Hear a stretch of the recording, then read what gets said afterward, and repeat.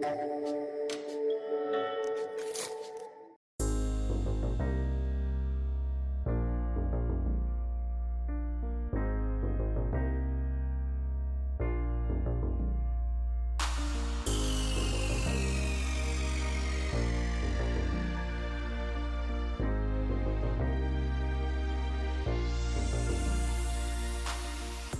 morning. I'm told that we can start. So, first of all, welcome to this Istituto Affari Internazionali in this very hot and humid day. I appreciate your heroism, and I'm glad to see that there are many people with us today. This morning, we will examine the dynamics of the electoral campaign in several European countries, but also the results of the vote in these countries. Of course, there will be a lot of analysis on how the electoral campaigns were conducted, but also a lot of discussion on how the results of the election will impact on the dynamics in these countries, these European countries that are members of the European Union, and also how the results of the elections will impact on the agenda of the European Union in the next legislature. So overall, we have seen that the elections have confirmed a relatively stable majority for the so-called traditional mainstream parties. That is to say, the Popular, the Socialists and Democrats, and the Liberals. Even though the number of the members of the parliament that belong to these parties is reduced with respect to the previous legislature. But the results of the elections have also shown a rather significant increase in the consensus reached by a number of parties that belong to the right. These parties are split among themselves. Probably they will constitute three groups in the European Parliament. We still have to see how these things will develop. It's a question of a few days. I think discussion will have to be closed in the next few days.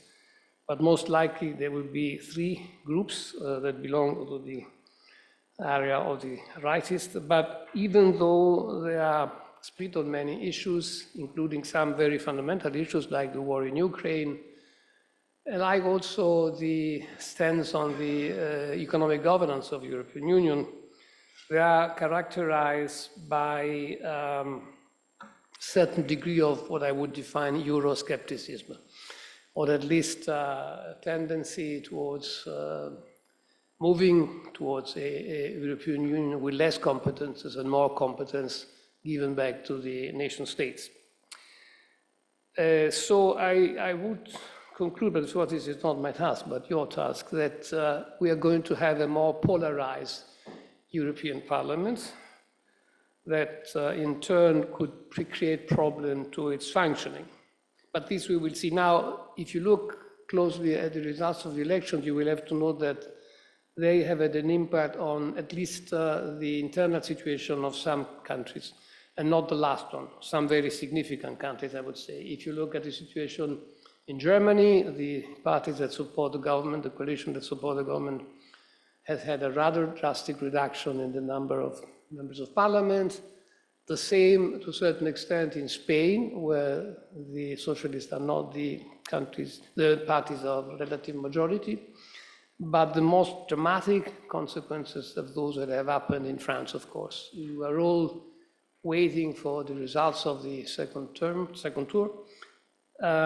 Whatever the results will be, we are at the eve of a very dramatic change of the political scenario in a country which is among the main protagonists of the European Union. So, on the contrary, one has to note that the vote has strengthened the position of the governments in charge, and this is particularly true for two countries.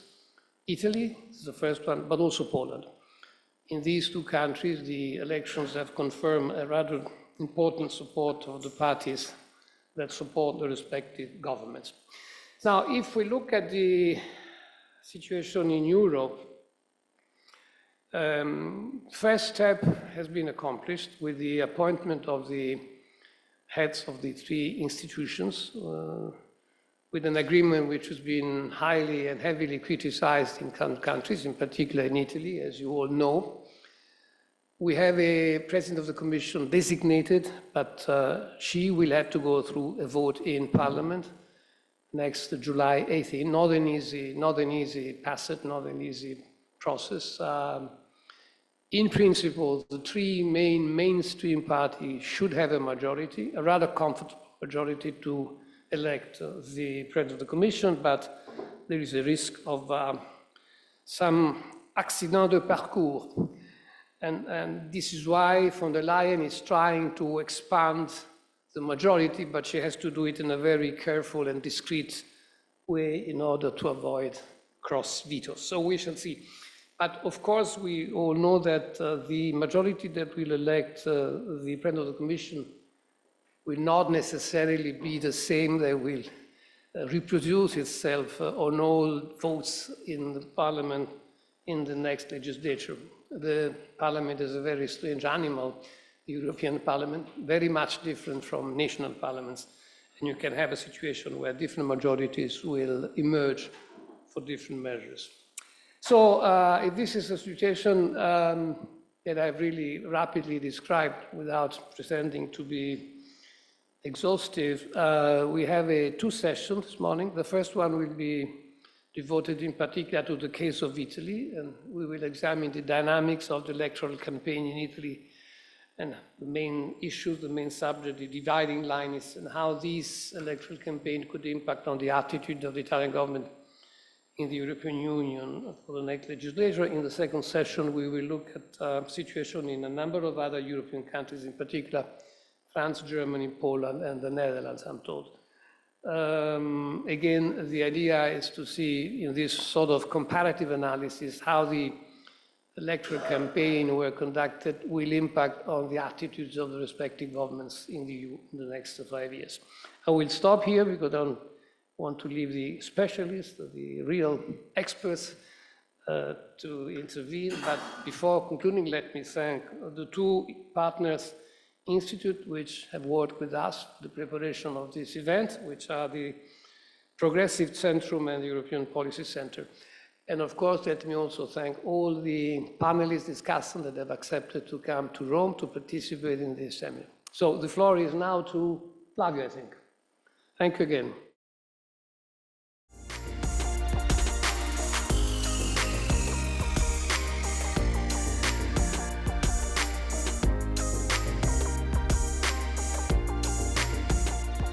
Thank you very much, Ferdinando. My name is Flavio Borgnoli. I'm the director of the Centro Studi sul Federalismo in Turin. And first of all, I would like to thank the Istituto Affari Internazionali for the invitation. I started cooperating with the Istituto more than 25 years ago, so it's always an honor and a pleasure for me to be with you.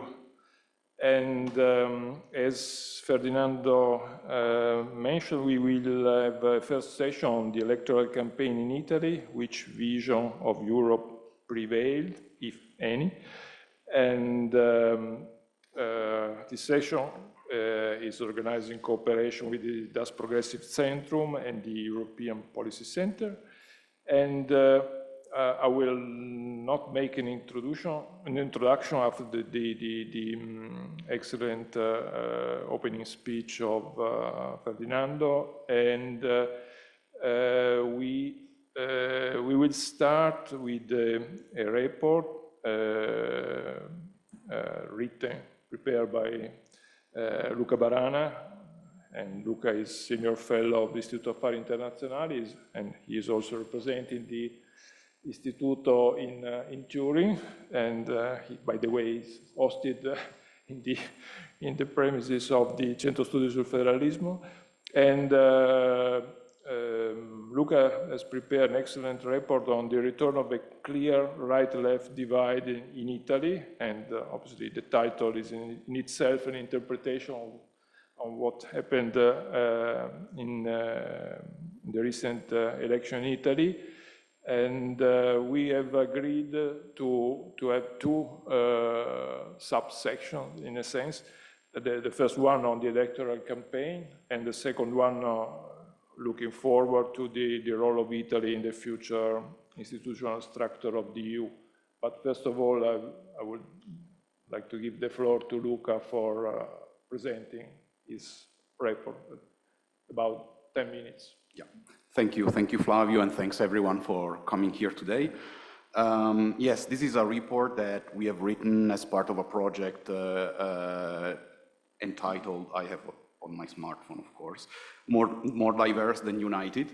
And already in the title, we have an interpretation of the kind of approach that we had, a comparative approach to the electoral, especially the electoral campaigns in 4 member states, Italy, Germany, France, and Poland. And as the eye, we have taken care of the Italian case.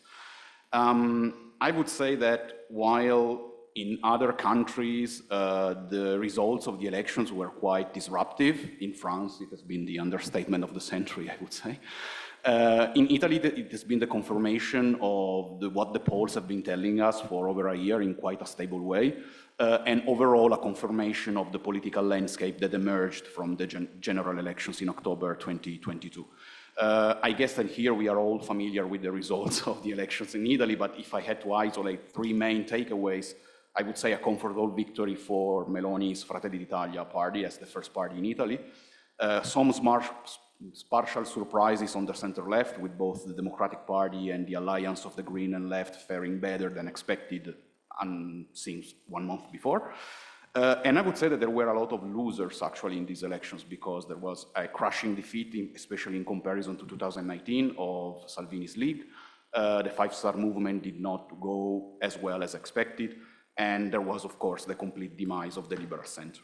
The main point of our report and of this project is to understand how we got to these results through the electoral campaign. The elections were framed since the beginning also by Meloni herself as midterm elections, because they took place well within the second year of a 5-year institutional cycle in Italy. And so they were considered as a sort of test for both parties in government and in opposition to assess their own strength.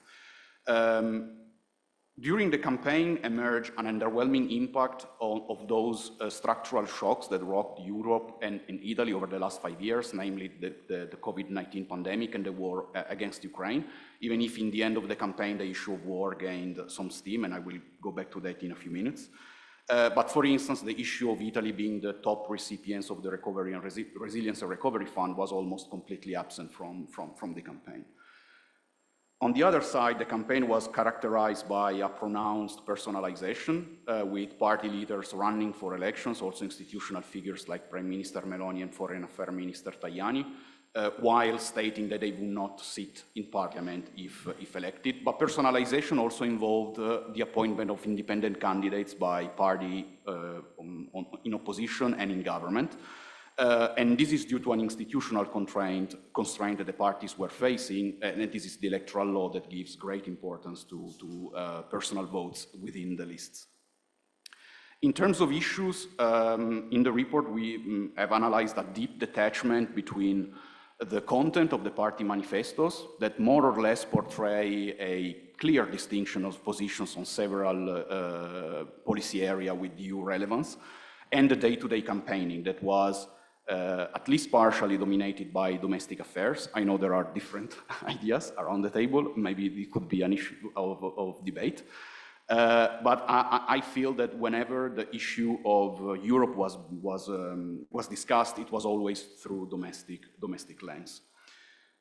However, for this report, by looking at the content of the manifestos and also how the debate unfolded, it was possible to identify certain areas of convergence and divergence among the parties on issue with EU relevance. And first of all, maybe not surprisingly, there was an almost unanimous convergence on the idea of no austerity for Italy, so fiscal governance.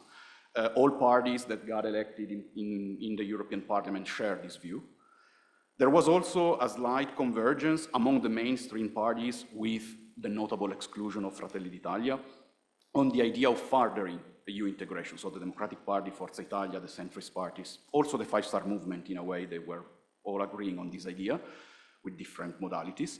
while the campaign was dominated by this idea promoted by Meloni herself of a confederal Europe, but with a huge difference in comparison to the past, the idea of changing Europe from within and not leaving the Europe or the European Union. This kind of call was completely absent also from the most outspoken Eurosceptic parties. On the Green Deal, that was not an issue very debated, but still, we could see replications of the contrasting framings that the traditional families at the EU level have adopted. So on the one side, we have the center-right portraying the Green Deal as an obstacle to competitiveness, as a source of regulatory burden for small and medium enterprises and farmers, while the center-right advocated strengthening the Green Deal by linking it more to social justice. There were also divergences on Ukraine and the common European defense. Here, all parties needed to adjust to a social reality in Italy that is characterized by a strong anti-war or fears of an escalation. So all parties needed to adjust. But at the same time, one could be tempted to say that it didn't matter much because those parties that advocated for a pacifist platform, meaning negotiations with Russia today, the Five Star Movement, but also Salvini's League at the end of the campaign, were among the losers of the vote, while the other parties, and of course also Fratelli d'Italia, advocated continuing the military assistance to Ukraine. But no party supported the idea of allowing Ukraine to use Italian-provided weapons into Russia's territory before the elections. They were very careful in not exposing themselves in this sense. And finally, on migration, the issue, surprisingly in this case, was almost completely absent until the last week of the campaign, when Meloni visited Albania. But here it is interesting to notice the misalignment within the same political families between the Italian and the European level. For instance, the Democratic Party have rejected the new pact on migration and asylum, while the socialists at the European level have endorsed and voted in support of it. And also Meloni, I think we can agree, has been one of the most outspoken promoters of the new pact as an Italian victory, but still Fratelli d'Italia's manifesto never mentioned the new pact, probably because ECR is contrary to any form of principle of mandatory solidarity. And finally, and I will conclude here, of course, there has been a lot of talk and discussions about the role of Meloni in the future EU balance of power, and I won't go into that because other discussants will, and the following panel will tackle this issue. I just wanted to point out how this issue was dealt with during the campaign, because it appeared to me much more interesting to foreign observers than to Italian voters, even if Meloni herself campaigned on the idea of on the need of changing the majority of the European Parliament. And also Italian mainstream media covered it with quite the enthusiasm, but whenever the issue entered the debate, it was always a sort of extension or a replication of the Italian institutional system, as if the European Union works as Italy. The role of the Council in the policy-making process was almost completely ignored, and probably this was made in order to make European politics more comprehensible to voters. But, and I will conclude here, already a few hours after the end of the vote, and probably facing the reality of a traditional majority that with diminished proportion held, already some representatives in the Italian majority were all of a sudden discovering the role of the Council, because probably it's where Meloni can exert a certain influence, even if we have already seen how this is a challenge in the last month. I will conclude here and.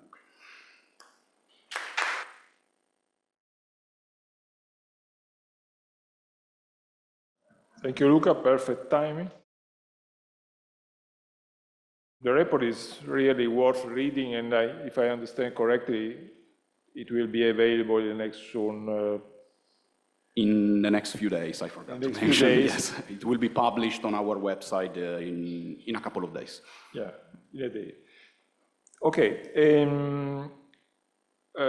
I would just add two aspects, 2 points, just especially for non-Italian participants. I think we should consider that in Italy we used to talk of a permanent electoral campaign. So sometimes I think it's difficult to make a distinction between domestic and European issues.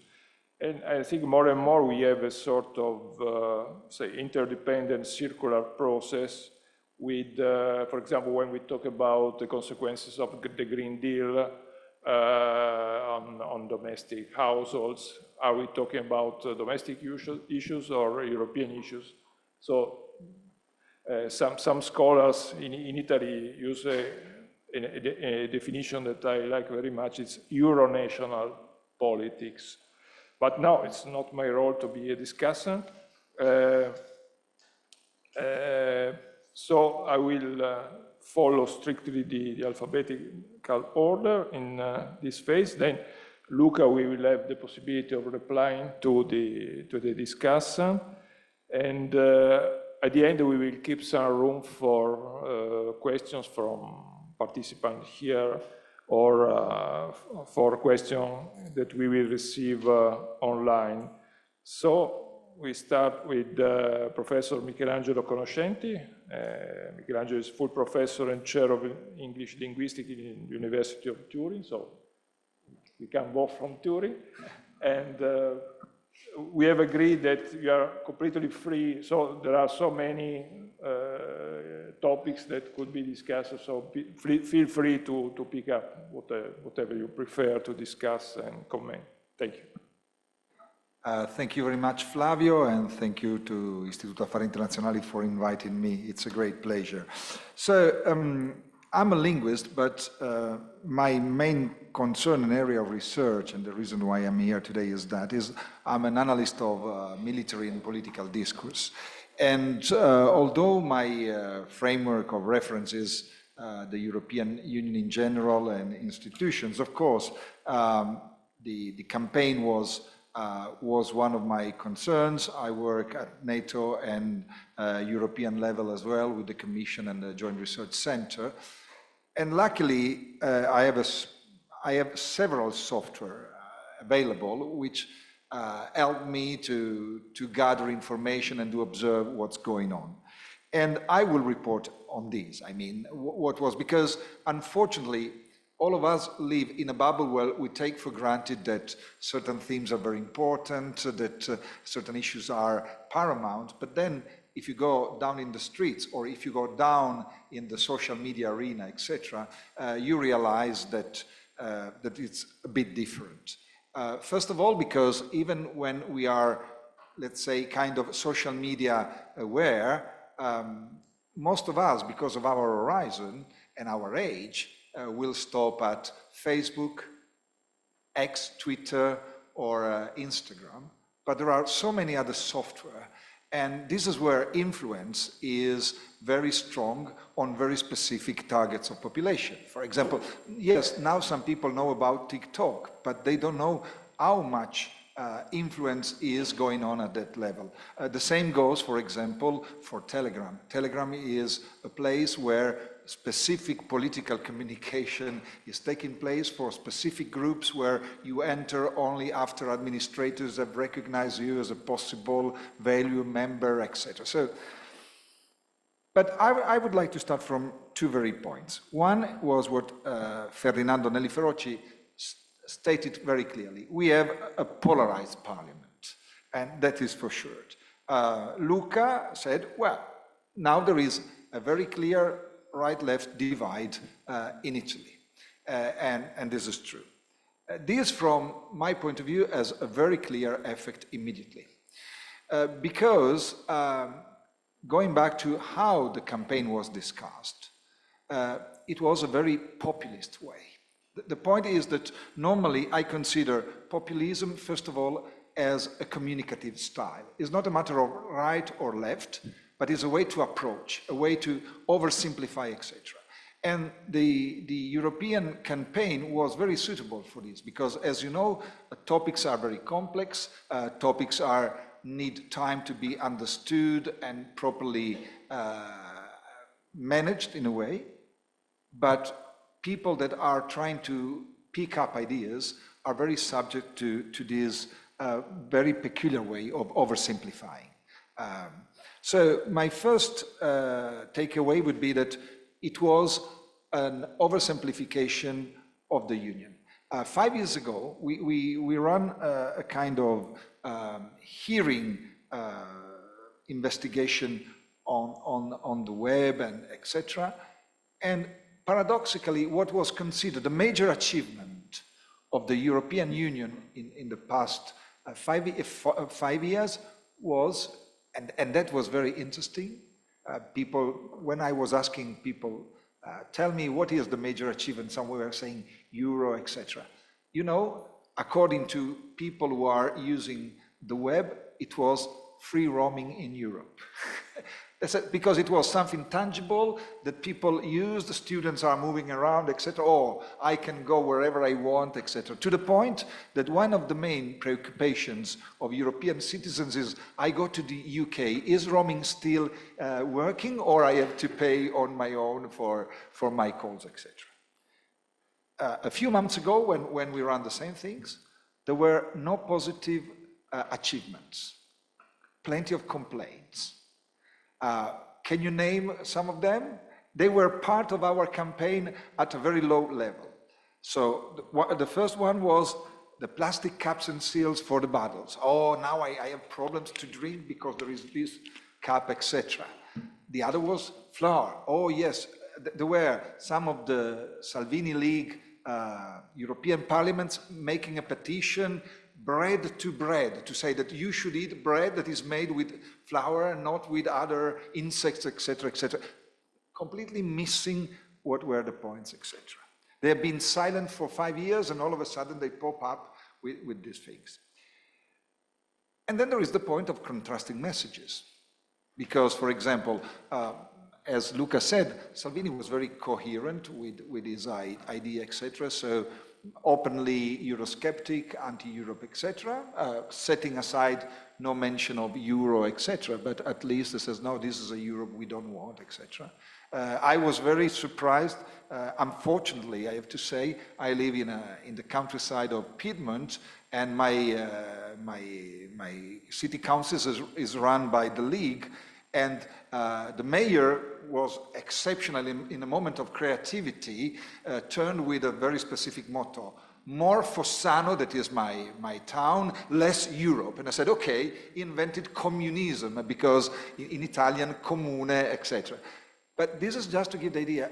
But they won the local elections, and they won. So we should be careful about this. So to make a long story short, because we had 5 minutes, the first message I would say is, let's be careful, because if Italy and Europe are not careful, we are going to have a populist narrative of the Union in the next years. And we know that the populist narratives are strongly influenced by foreign actors. So the interference and the pollution of the public debate about Europe is at risk, especially in these years. Just before starting, we were commenting, let's have a look at Orban and what he's doing now in the first days of the presidency. Orban going to Kiev and saying, oh, we should talk about peace, etc., when we know he is the mouth of Mr. Putin. And then maybe, if we will have time later. And the other is, while Europe is regulating, the other are creating, generating at all levels, disinformation included. Don't forget that we are the target of Chinese and Russian disinformation. China just updated their disinformation doctrine 1 month ago, and Russia is updated it 1 year ago, but all of them are to disrupt the so-called democratic dialogue in our union, etc., because they know we are a very powerful entity that must be carefully controlled and disseminated with certain kind of disinformation. Thank you very much.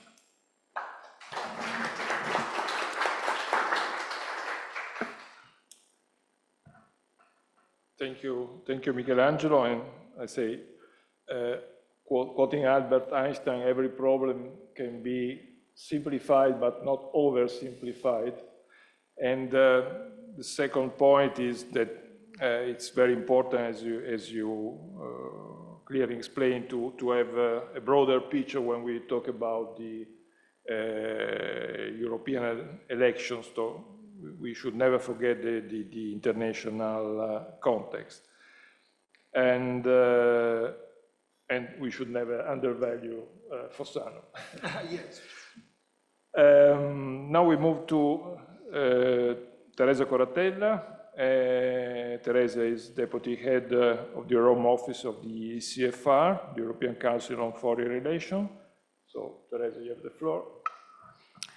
Good morning, everyone. Thank you so much, Flavio. I would like to thank Ambassador Nelly Feroci and Istituto Affari Internazionali for hosting me today, and Luca for this very interesting report. I would like to change a little bit the question of this first panel from which vision of Europe prevailed to was there any vision of Europe during this electoral campaign in Italy. Why I'm saying that? Luca made a very important point in his report about how this campaign was really highly personalized.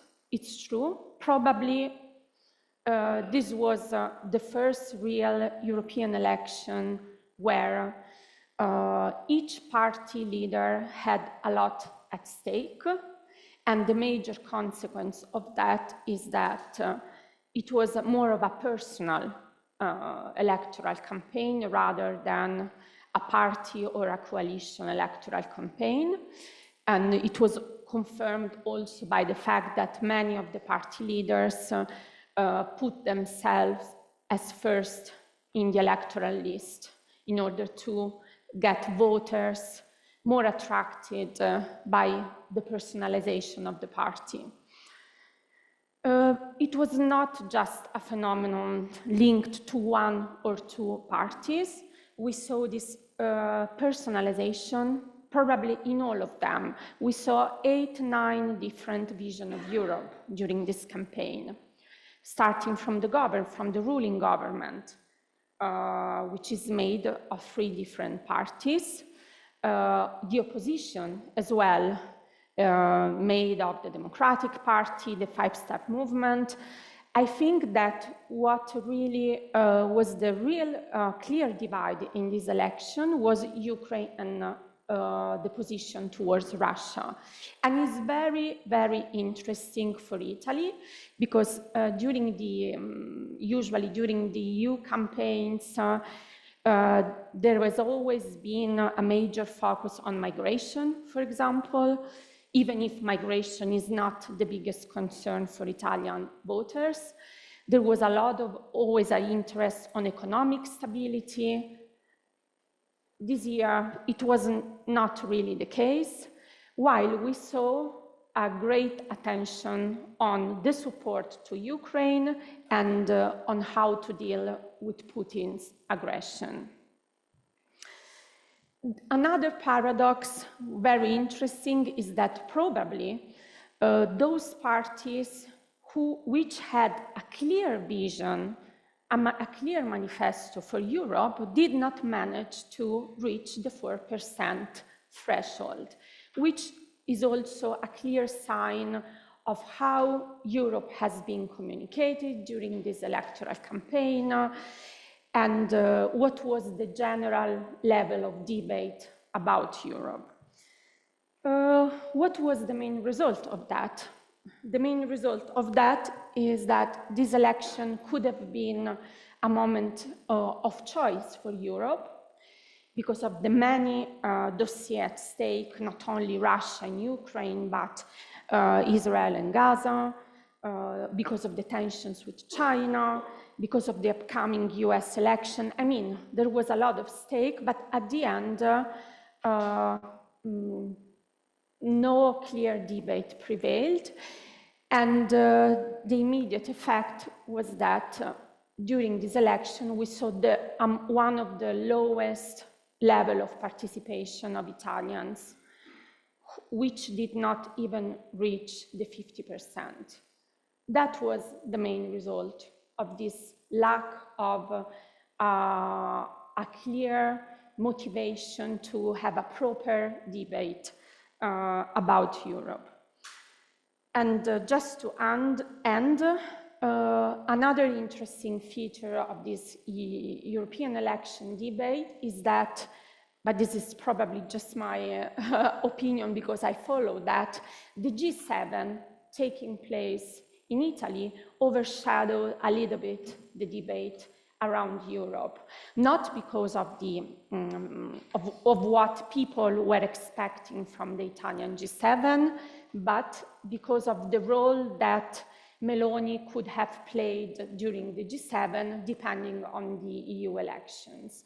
As an analyst, I received a lot of interviews requests before the European election, more on the G7 rather than on EU election outcomes, which is another clear sign which can be seen both in a negative or a positive way. The negative one is that probably no one was giving the needed attention to the EU election.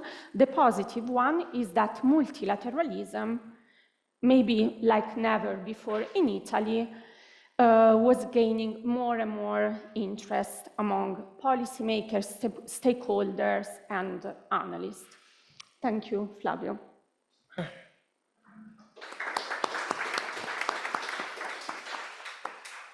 Thank you very much, Teresa, and I fully agree that during the campaign there were very different political narratives, those that were against Europe, those that were for a different Europe, a better Europe, more Europe. And as Luca mentioned, or as it's mentioned in its report, it's quite impressive to see that the three parties of the current majority in Italy had a very different position, and by the way, they are members of different groups in the European Parliament. So now I move to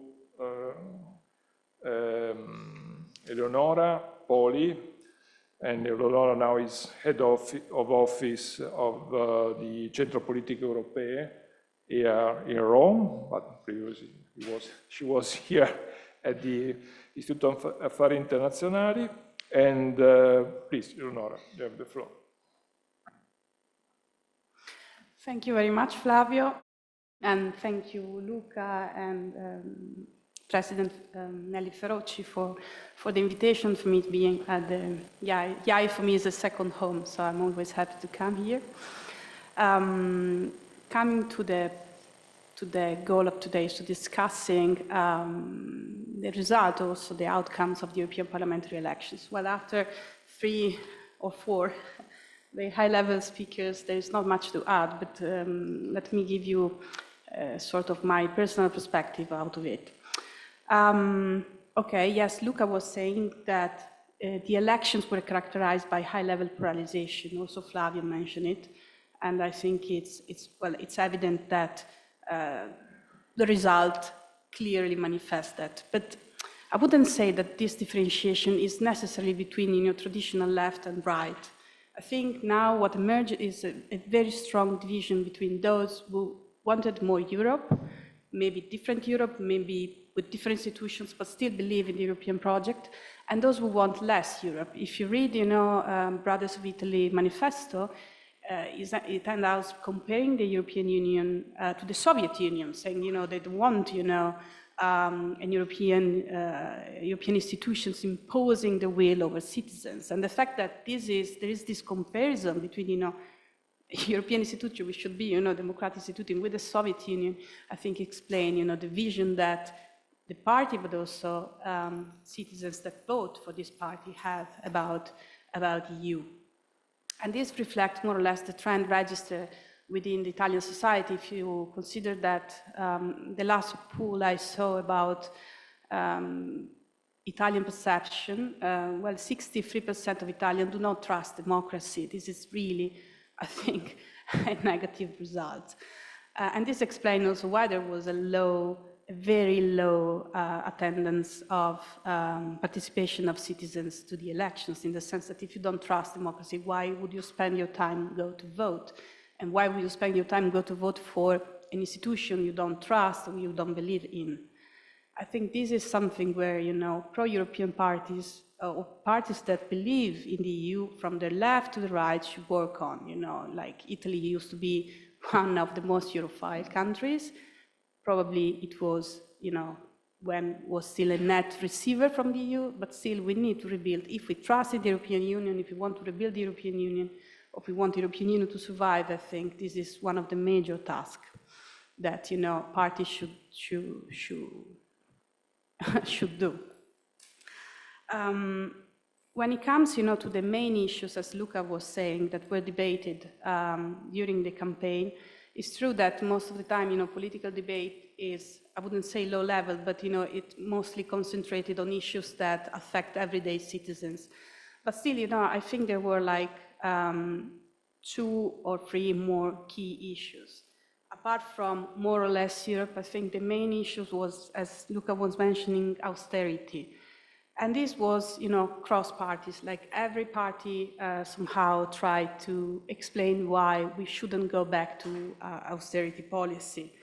On the one hand, here you have, you know, a clear division from the left to the right, in the sense that left-wing parties, such as democratic parties, were supporting more social reforms, stronger welfare, but they were somehow entitling the European Union to do reforms that cannot be done for different reasons at national level. The same was doing the far right was doing the same, in the sense was asking for less austerity, Meloni's government or Lega, without, however, mentioning the fact that Italy is receiving an amount of money from the European Union through the resiliency plan, which is not spending. So again, the European Union was somehow being tasked of solving internal Italian issues without, you know, explaining to citizens why eventually the European Union would not be able to do so. The other issue was the everything that concerned the Green Deal, agriculture, sustainability, et cetera, Most of the time, you know, the Green Deal or the fact that we need to, you know, change our climate policy is linked to the right of farmers or agriculture in general. And this was well used by the right-wing parties by saying, you know, those people have to survive, they have their business, we cannot continue this eco-craziness. There was the idea of eco-craziness, you know, used by especially Lega and Fratelli d'Italia very much often. But also, you know, Forza Italia, you know, a more traditional party, was a bit, you know, mild on the Green Deal in line with the EPP. I think, you know, probably the left was more vocal on the issue, but it was also maintaining the need to keep the Green Deal sustainable. So, you know, somehow masking a bit the idea to counterbalance, you know, the cost, the social cost of the Green Deal could have with the need to increase, you know, social policy. What strikes me is that, you know, in the both Lega and the Fratelli d'Italia program, there was reference to the need to change the set of institutions. So, you know, you have these radical right-wing parties talking about the need to change institutions also from Forza Italia. And here again, the division is among those wants more Europe, so they want to change the institution, want to make the European more flexible in order to be more agile in its decision-making, and those who do not want that. And I think this, again, reflects the division between those who want, you know, better Europe and those who don't want, you know, a more stronger Europe. Finally, the last issue that for me was very much interesting to find and was mostly by Fratelli d'Italia was the issue of health policies and artificial intelligence. And I think those issues are very much important to Italy, and they were mostly mentioned by the Democratic Party on the one hand, but also Brothers of Italy at the governments. And I think they are very much relevant because, but we can discuss this in the second part of the panel, because those are the issues where Italy could eventually try to play some role at the European level, in the sense that somehow Italy has, you know, could have the capacity to play a relevant role within the European institutions. There are limits. I think, you know, we are going to discuss about this. But, if Italy will concentrate on key issues, it might be able to, play a more relevant role across the EU. Thank you.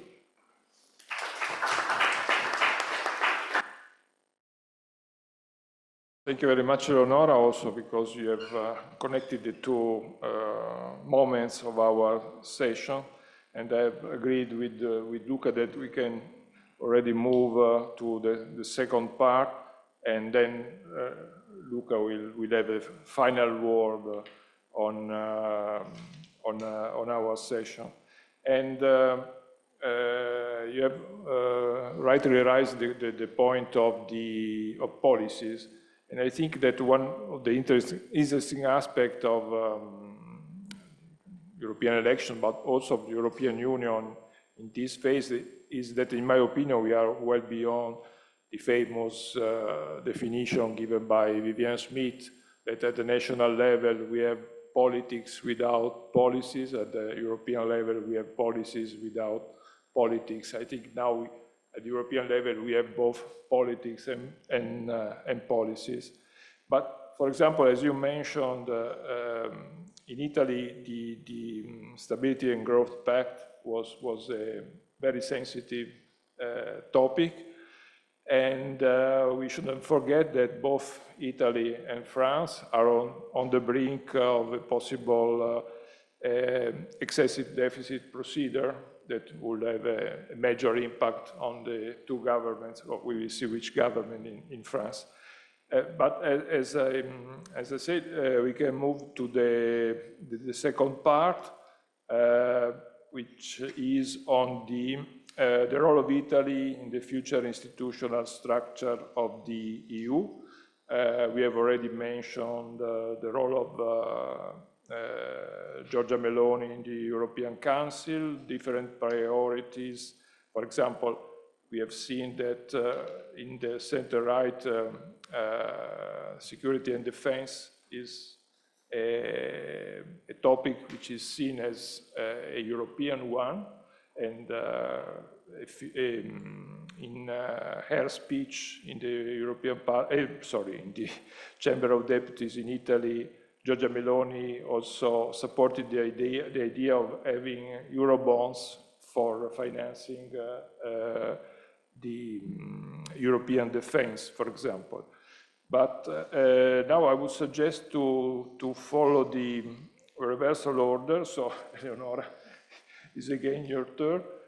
And so I would say, which role of Italy in the next 3-4 months for, we have seen top jobs, the program of the candidate president of the Commission, but also, and even more important, probably in the next 5 years, in the new legislature that is starting.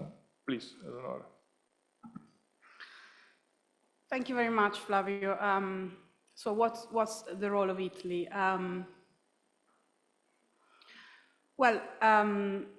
If we look at the situation as it is today, we see that Italy has been marginalized, not Italy, but the current government, although Meloni and her party perform well.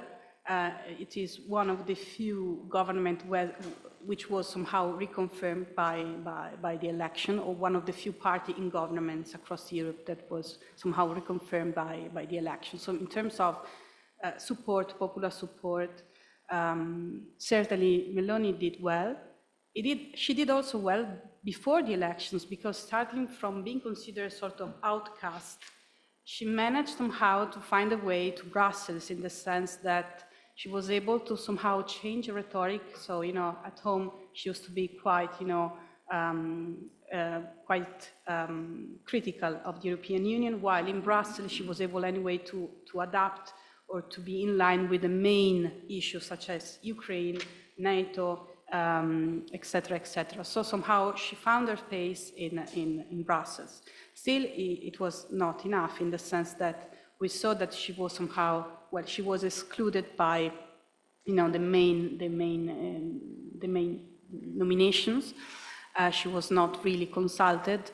I think there are different scenarios for the next month and even years, in the sense that much will depend on the result of the French elections, because France is sidelining and Germany somehow is sidelining in the sense that the performance of Scholz was not excellent. There might be a sort of vacuum where some countries will have to fill.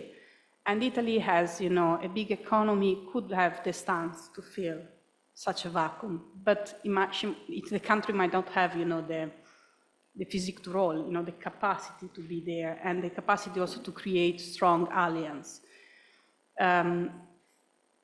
So that's why, it depends on France. If Le Pen will win, it could be an alliance, a sort of regional alliance between Italy and France, something that, could be interesting to see.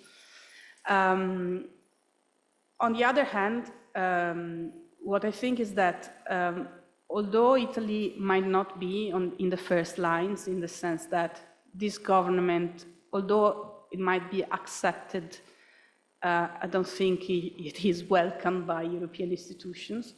Still, the development of more radical right-wing groups within the European Parliament, such as Orban patriots, or even the possibility for Alternative of Germany to create an even more radical right-wing group, could create a sort of strange dynamic. We have the greenwashing, the pink washing. We could have also the right-wing washing, in the sense that even if more radical right-wing groups could be developed, maybe the ECR and Meloni could be perceived as less problematic compared to the extreme.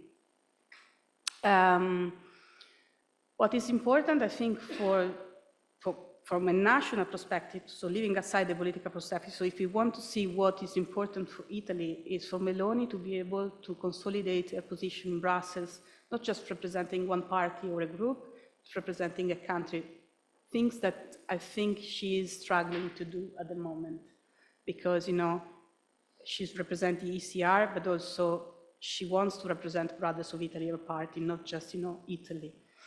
If she will be able to somehow separate her political role with the institutional role, I think she will have the space to build a stronger position in Italy. And I'm talking about also specific issues such as or dossiers such as health or artificial intelligence, because building on what Teresa was saying, the result of the G7, she could have, the sort of stance to develop, on specific dossiers, which are not maybe central in the political nitty-gritty of Brussels, but are still very much vital for, the development of not just the national economy, but the future European economies. That's my take. Thank you. Thank you very much, Eleonora. There are some risks that the discussion on the future of Italy becomes the discussion on the future of Giorgia Meloni, but I think one of the points that were evident during the campaign, that Giorgia Meloni was obliged or was trying to represent at least four positions: the one of Italy, that of the Italian government, coalition government, and then as leader of Brother of Italy and as leader of the ECR, which is a bit complicated to play four roles at the same moment. But now I give the floor again to Teresa for, you have already mentioned the role, for example, of Ukraine, the position against the Russian aggression to Ukraine, which is probably one of the most sensitive topics in the coalition government, but also in the opposition in Italy. Please, Teresa. Thank you very much. I would like to start from what Eleonora said about the topics which Italy should push at the EU level. And I pretty much agree with Eleonora. I mean, to answer this question, I imagine myself having 5 minutes with Prime Minister Meloni, and suggesting her some proposals, some policy proposals she could, use in Europe. And I would definitely tell her the first thing, to go beyond traditional topics, for example, like migration, where, for example, she faces a lot of competition in terms of electoral campaign, public debate, and which sometimes has proved to be an Achilles heel, not only for her government, but for most of the past government Italy had. I mean, migration, it's so difficult, and so I would advise her, for example, to go beyond that, and to try to nurture the debate in Brussels, maybe on new topics or not really well-known topics in the Italian discourse. For example, China, why not? I mean, Italy left the Belt and Road Initiative. They did that. So why not trying to shape the debate, contribute to the debate about China and the relations that Europe should have with China? Of course, before doing that, Italy should first understand what kind of relation with China it wants to have, more of a German model one or rather of a European one. The second topic, which I think it's really time to bring in, not only at the Italian level, but at the European one, is defense. 63% of Italians, they don't want to increase the defense spending. It's a very high majority, especially if we think that after years, decades, we are facing a new scenario, a worse scenario. So this is quite an interesting data. So maybe what this government, Italy, could do is to really bring some proposal on the defense debate. The other topic where I think there is a lot of potential is enlargement, not only towards the Western Balkan, but towards the eastern flank. And very honestly, I think that the Italian government, because of the natural political orientation it has, Italy could contribute in a constructive way to the enlargement debate in Europe. Michelangelo mentioned disinformation, and it's time, really, it's time to include fighting disinformation as a key priority of the next Commission, like any other threat. That is the reality. And of course, when we look at Italy, I mean, and Estonia, for example, we can say that Italy, it's at the kindergarten, while Estonia is already completing the PhD on fighting disinformation. But this could be an excellent opportunity for Italy to dialogue and cooperate more with other European partners on that front. So these will be my topics where I think that Italy could play an important role. Also building on what has been done at the G7. I mean, I think that in this G7, the government was a very good sparring partner to the US, especially on sanctions on Russia and on the position to take on the Chinese support to Russia. So this debate should continue also in Brussels. And the last one point, which is probably the most difficult one, we all know, I mean, we all read what is happening. We all saw what happened after the European election, the situation in Germany, elections in France. I mean, we all know that Italian, French, German relations today probably are not the best. We had better in previous years. Having said that, there was a lot of talk about political pragmatism by Prime Minister Meloni, by other European leaders. I think that now, once the institution will be all set and we will have a clear vision of the next European framework, I think that it's really time for these three capitals to really engage in a concrete, constructive dialogue on how to work together in Europe.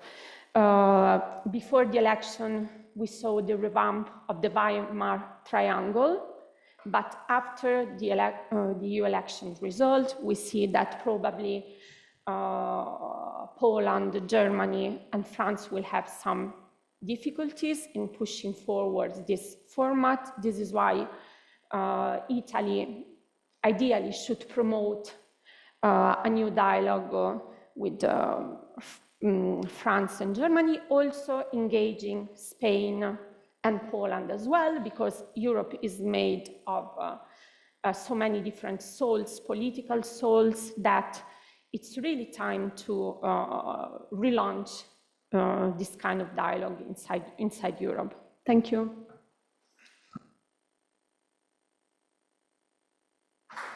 Thank you very much, Teresa, also for having raised the very important point of enlargement. And I think that, and you mentioned again defense, and I think that to some extent we could see in the Italian right, but also in the European right, dynamics that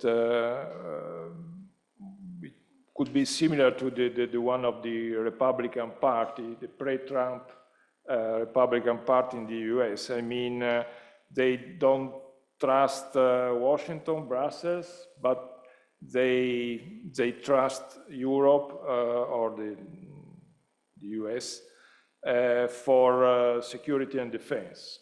So they look for the state rights, but security is not only in defense, but also, for example, in energy. And it's interesting that at the Chamber of Deputies, Giorgia Meloni mentioned several times the European strategic autonomy. So that could be an interesting point for the next years. But Michelangelo, you also as an expert of military discourse and topics, please. Thank you very much. I will build on what Eleonora and Teresa said, because they were very stimulating, etc. First of all, I feel that there are different themes and points on the agenda. And again, thinking about how this parliament is to configure probably in the future, I would say that something that we have to keep in mind, and this is again, I like very much when Teresa said, I would like to have 5 minutes with the Prime Minister. Most of us maybe, because we believe we have the perfect recipe, etc. But anyway, themes are different, but the point is that for sure conservatives, or at least what we call the right, but conservatives, I prefer this label, are much better coordinated all over the world. They have similar agendas, similar messages, etc. This is where probably Meloni could leverage part of the European debate and negotiations. Because frankly speaking, the populist field is well coordinated, but with tensions that are different, and progressives are completely puzzled in so many different positions, etc. For example, again, observing the web, it's interesting how there is a kind of counter propaganda now against what is the left and Ilaria Salis, her election, etc. She doesn't represent me, etc. It was very interesting how this electoral success, in a way, was turned against them in a very short period. Given these, it means that, to me, the word dialogue would be fundamental, in the sense that Meloni in this phase has been sending contrasting messages because of all the reasons that we said. There is, first of all, even the majority she has got here in Italy is not that compact, because Salvini is someone that is not easy to handle and manage, even at at a political message level, because too much contrasting. The story with with Forza Italia is much easier. I believe that this is where, and for example, the topical issue was Italy cannot be taken out from negotiations because we are a founding member of the Union. And as some of us were saying, yes, but then you have to tell me why sometimes you give messages that are against Europe, etc. Probably she will have to make a further step. What is for sure, it's evident that she's trying to make herself a suitable person, even at European level. She's making a lot of efforts trying to show that she is a reliable partner, etc. And what I feel is that it's a mutual interest, even from von der Leyen, because she will need certain votes in the secret vote for her confirmation. And I feel that probably she is more inclined to have this kind of partner than not certain left that is pro-Russia, etc., as we have seen. I believe that what is to avoid is to make Meloni a victim, because she will take advantage of that.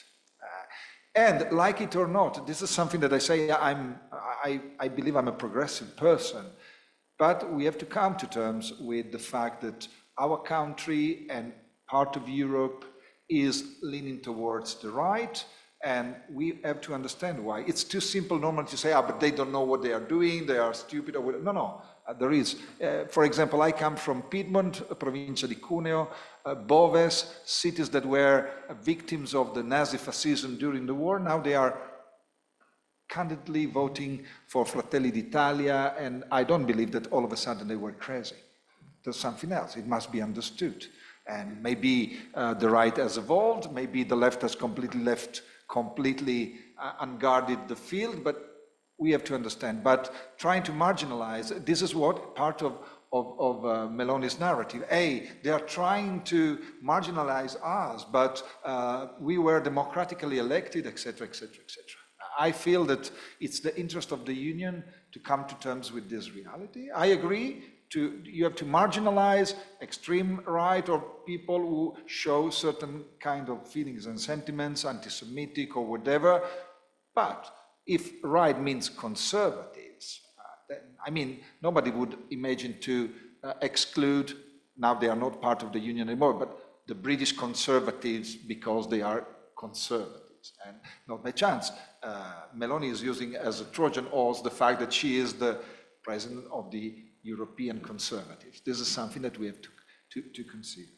Last but not least, I believe that the economy will be an issue, because this is where maybe we forgot, but for example, there were plenty of, let's say, unpleasant reactions towards the way that von der Leyen was interacting with Lagarde, especially during the period where taxes were, the tax were rising, and this is where, again, dialogue is very important. To me, I believe really, and so I stay in the 5 minutes, the key word would be dialogue, making Italy as a reliable partner, irrespectively of the government, is that Italy has to propose something, as Teresa said, and even as Eleonora. I believe that this is where then we can discuss the issues, etc. But in a way, I agree that even the idea of the Spitzenkandidat or Kandidaten is something that can be questioned, in the sense that you can't have in advance ideas when the Parliament and the Commission will be a different one. Thank you so much.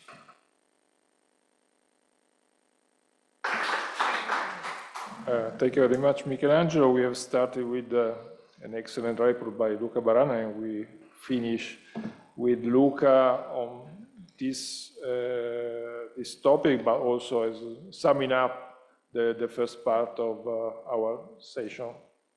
Yeah, thank you, Flavio. I will react to some points, especially on the second issue, as the report is more focused on the electoral campaign.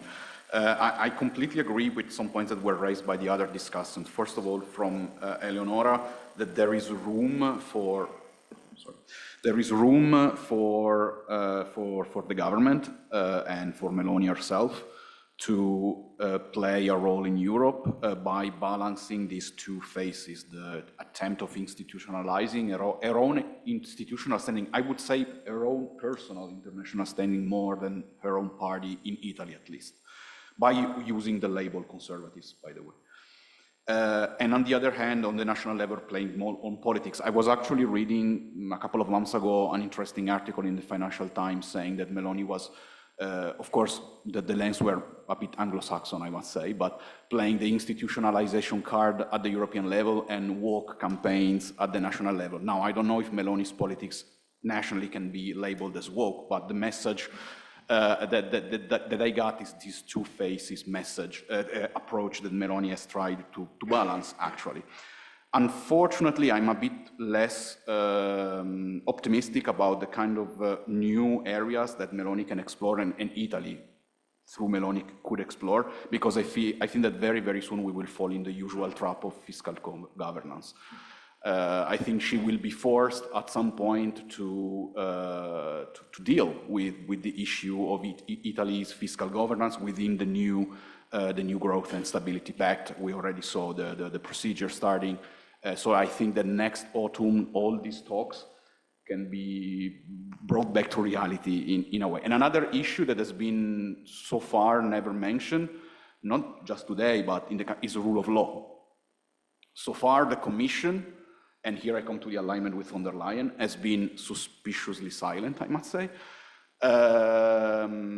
So I think that also rule of law, especially if Meloni won't in the end enter more or less structurally in a new majority in the parliament, and maybe the Greens will be part of the majority, could be another field where the next commission could challenge Italy. Of course, Meloni has tried to align, to me, for an obvious reasons, because she wanted to play a role in the next institutional cycle with von der Leyen. I work on migration usually, and the kind of alignment between Italy and the European Commission over the last year and a half was unprecedented. Also symbolically, seeing von der Leyen accompanying Meloni in Lampedusa or in Tunisia or in Egypt, it was something that we never seen before with previous governments.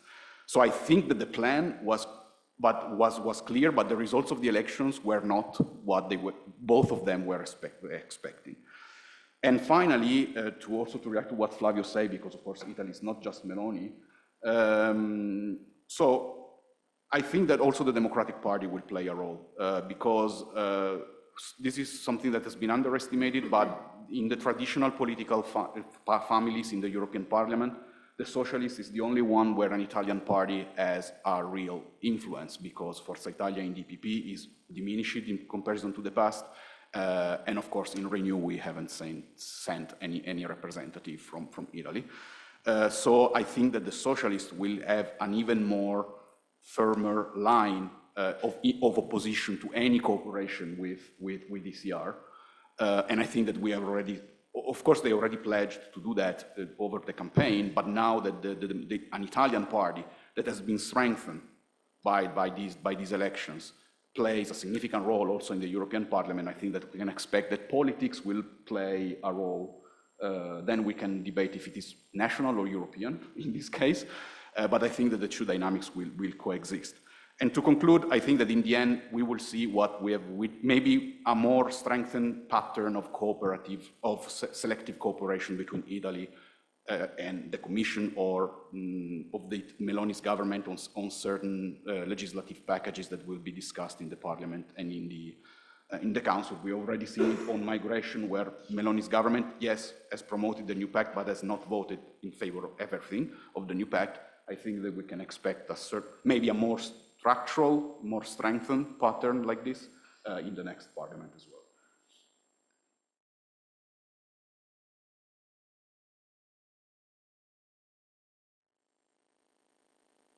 Thank you very much, also because it's exactly perfectly in time with the program.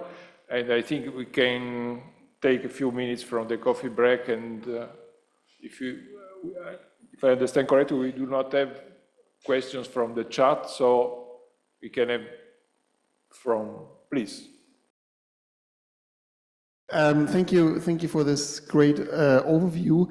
To me, it was interesting also what was not mentioned, and it does actually quite look different from the outside, at least from far as what I read, and I'm not an Italy expert normally. So let me just make 2 or 3 points, and then I come to my questions. So I will have later the floor, so I won't be too long in Germany, but I think something I wanted to throw out here is that there is obviously a debate within the German Christian Democrats what to do with Meloni and what not. And Weber at the European Parliament has this kind of 3 criteria test, and then where the rule of law comes in, I would be rather more expecting that Italy will get more leeway than it's been rhetorically emphasized now, but of course that can change. And I think this is also something really important to watch. You know, whatever is the debate in Italy about these reforms, the question is what will the EPP have as a common line on the reforms in Italy, and whether it's going to be lenient or not. And secondly, the question then, okay, Weber is one thing, and then I will come to when or how there will be elections in Germany, but I can't find the source, but a prominent CDU politician has said, the firewall to the right starts right of Meloni, so to the right of Meloni. So the point, I mean, whether he will have the shots to decide this ultimately, but I think this is, I think the critical question. If the German Christian Democrats move to the right, which I think they are, at least to some extent, they may be looking more towards Meloni as a possible, at least, leverage as against the Social Democrats and the Liberals. Say, if you don't go along our way, we have at least some alternatives. And I think this is an interesting dynamic. I'd like to also hear your views on this. It's speculative, but it's, I think, possible. And lastly on that, and then I really come to my questions, the one place where Meloni really was seen as a great helper, other than G7 and migration, was obviously at some point she got Orban to drop the veto. And so whether she can extract prices from interjecting herself in some critical moments to lift one or the other veto, be it Orban or maybe potentially future somebody else from the hard right, I think that would also be something that's interesting to watch. Now, my question. You didn't mention at all competitiveness, Letta or Draghi. And maybe they're universally hated, ignored, and technocrats, and I understand, but this is actually striking, like I find from the outside, that you're, of course, average people and average electorates have no sense for high finance and public interest investments and all that. Nonetheless, if you're talking about Italy as a player in Brussels, it's quite interesting that nobody mentioned this. And so I would like to hear your views, whether this is just completely detached technocracy, or whether there is still an elite Italian possible line of influence in Brussels, and how does that relate to the current political powers in Italy? And you just mentioned the accessory. Thank you. Luca, I have an opinion on that, but Luca first.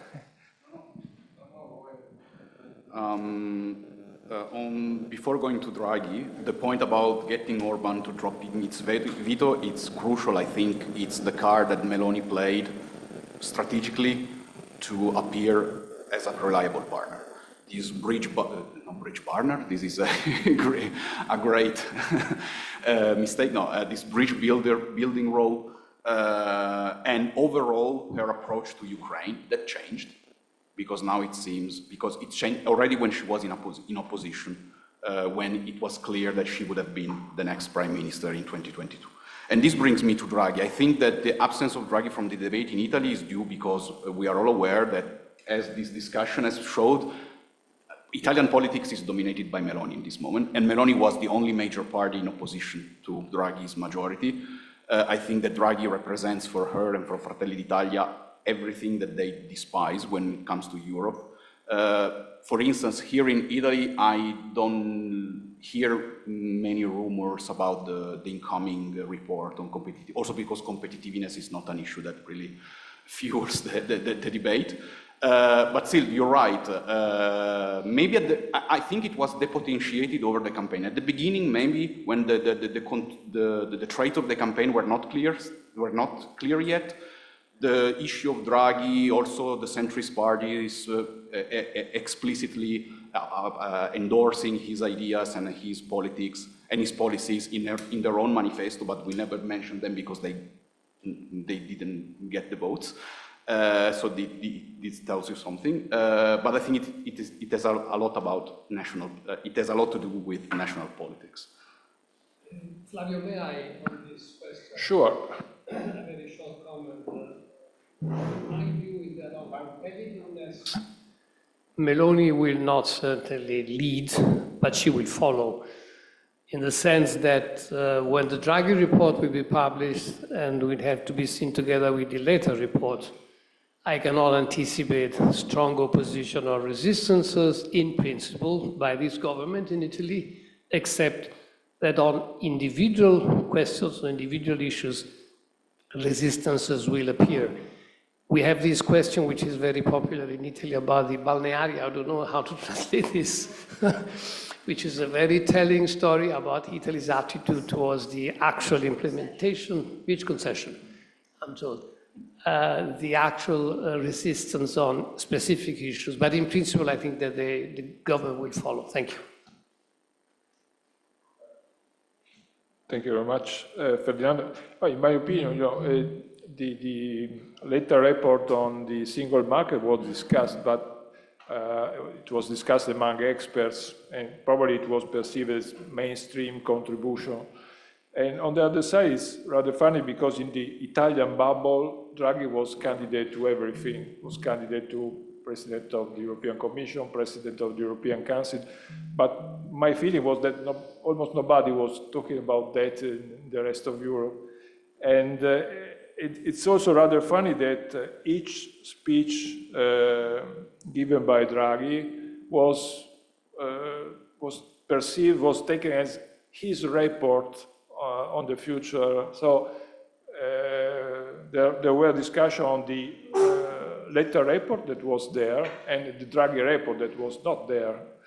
And but probably the Draghi report will be perceived rather positively by the Italian government, because if Draghi will support the idea of European investments in fields fundamental for European strategic autonomy, I think that it's an opportunity for the Italian government. Probably only Salvini will be against, but that tells us something about Salvini, not about Italy. Thank you. Okay, every session should come to an end sooner or later. So thank you very much to the speaker, the report, and also to Ambassador Nelly Feroci. And now we have 15 minutes for a coffee break. Thank you very much.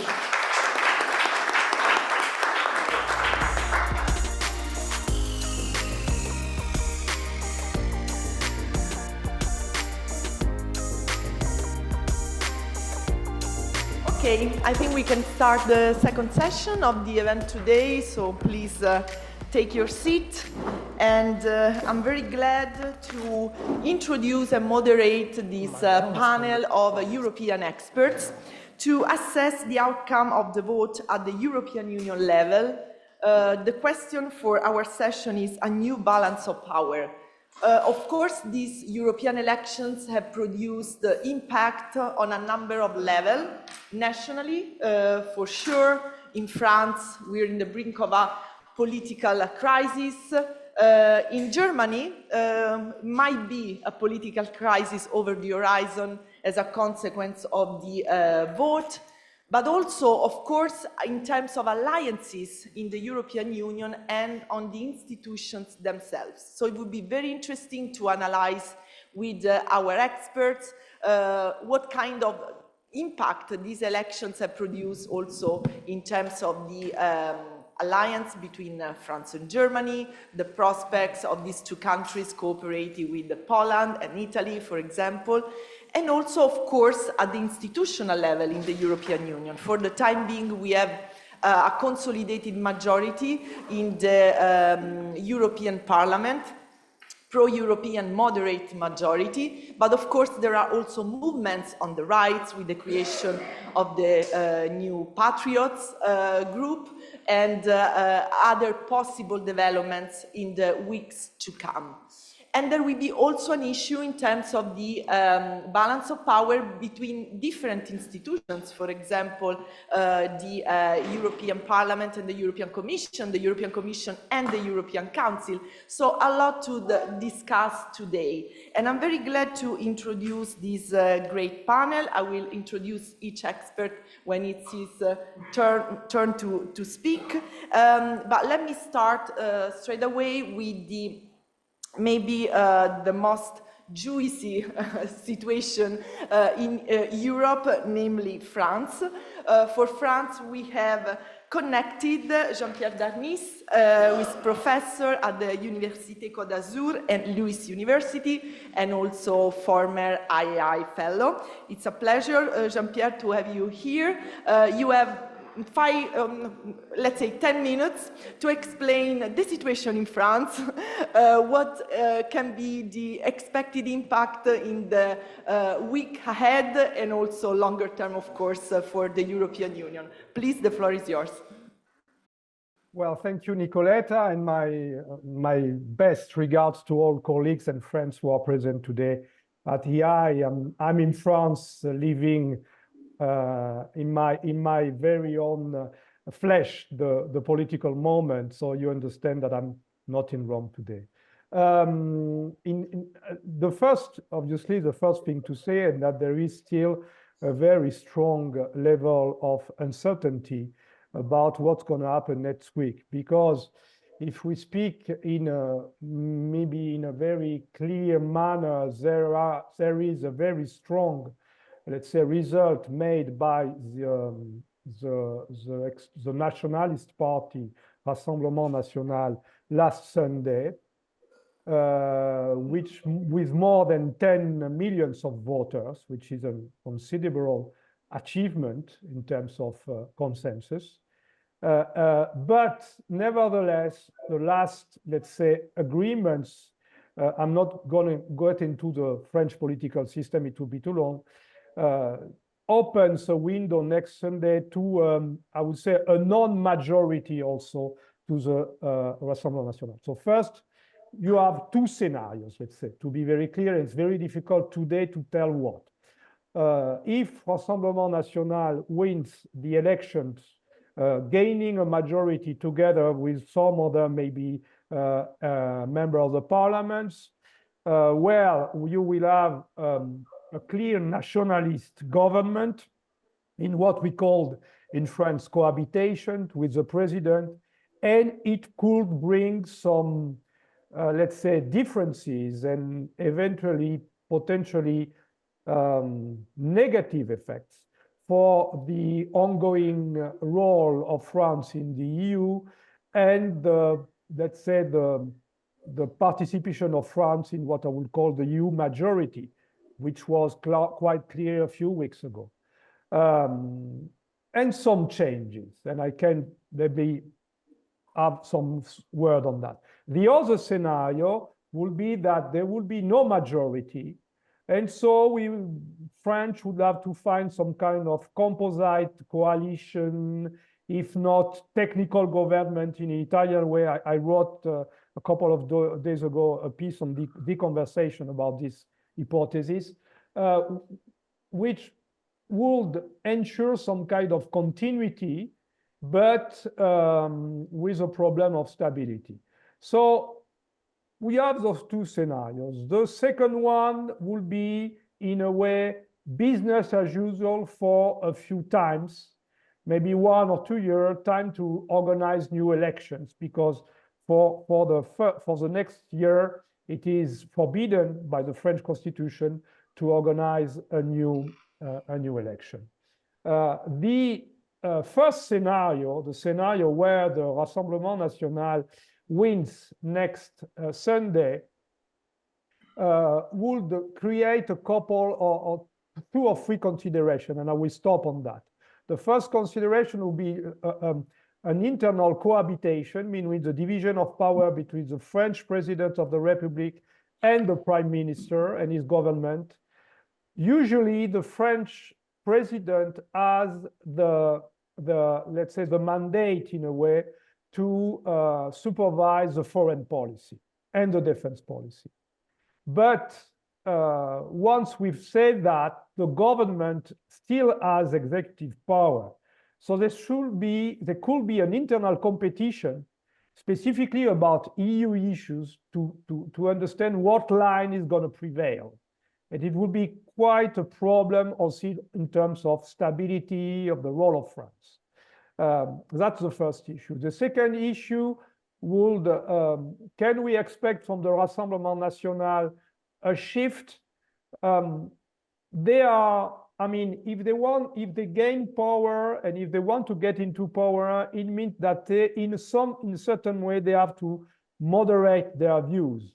I mean, a few years ago, we could observe links between Russia and members of the Rassemblement National, also financial links. It has been stopped since the war in Ukraine started, but it's not a long history.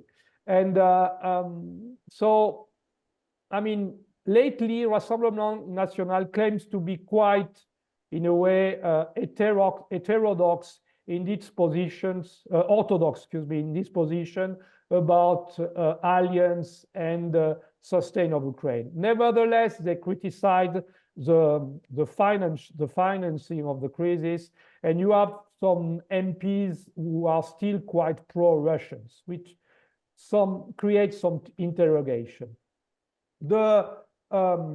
Another issues might be the technical, let's say, dossier about transportation, agriculture. I mean, all this kind of, let's say, more technical, where Rassemblement National could block some policies because they wouldn't agree on some let's say, issues. And then they claimed during the political campaign that they wanted to renegotiate French financial contribution to the EU, which could be, let's say, a declaratory policy of the campaign.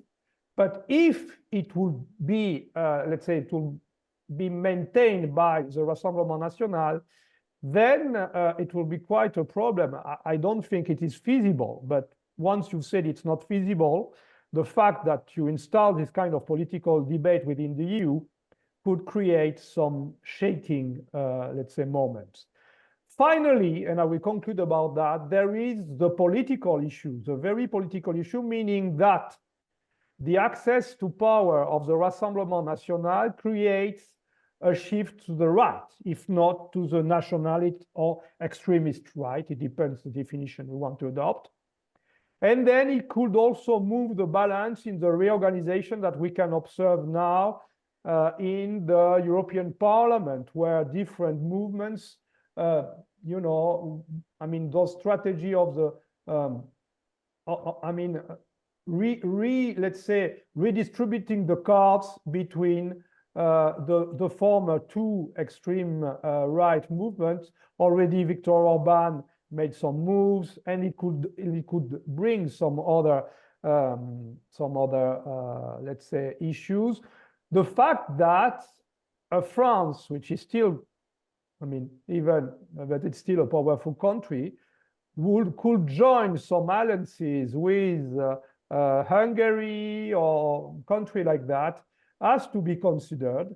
And also it could bring a shift of position in other countries. I'm speaking to Italy. I mean, Italian right government was in a way keen to join maybe a more, let's say, a moderate majority.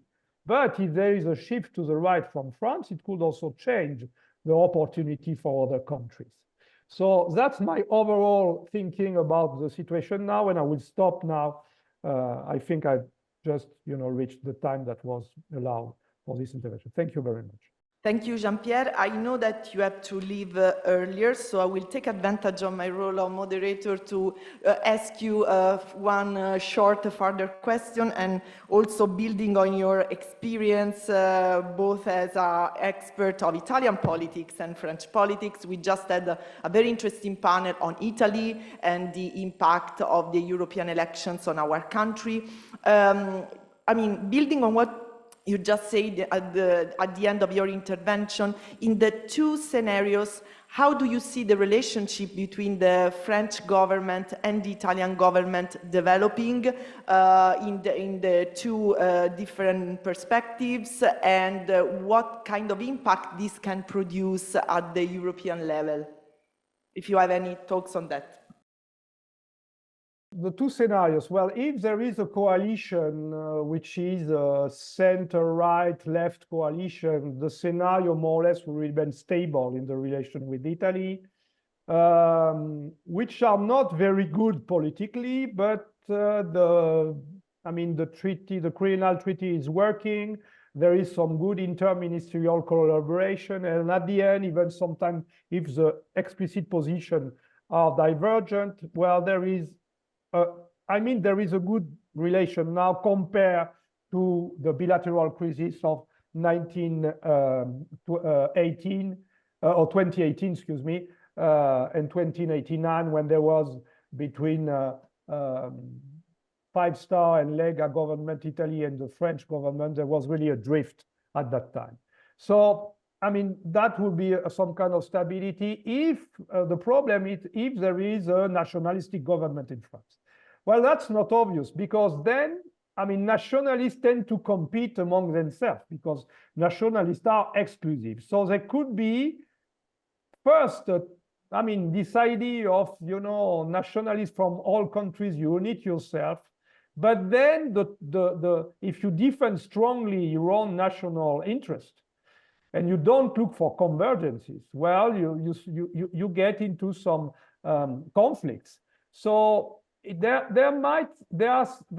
might be a contradictory moment if the nationalists come to power in France for Italian-French relations.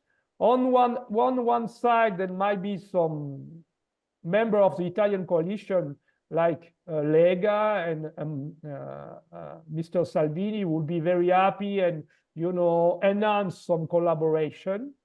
But on the other hand, if France will go for a more assertive nationalistic agenda, it would conflict with Italy, because the interests are really common and they are really difficult to manage. For example, immigration policy on a EU level.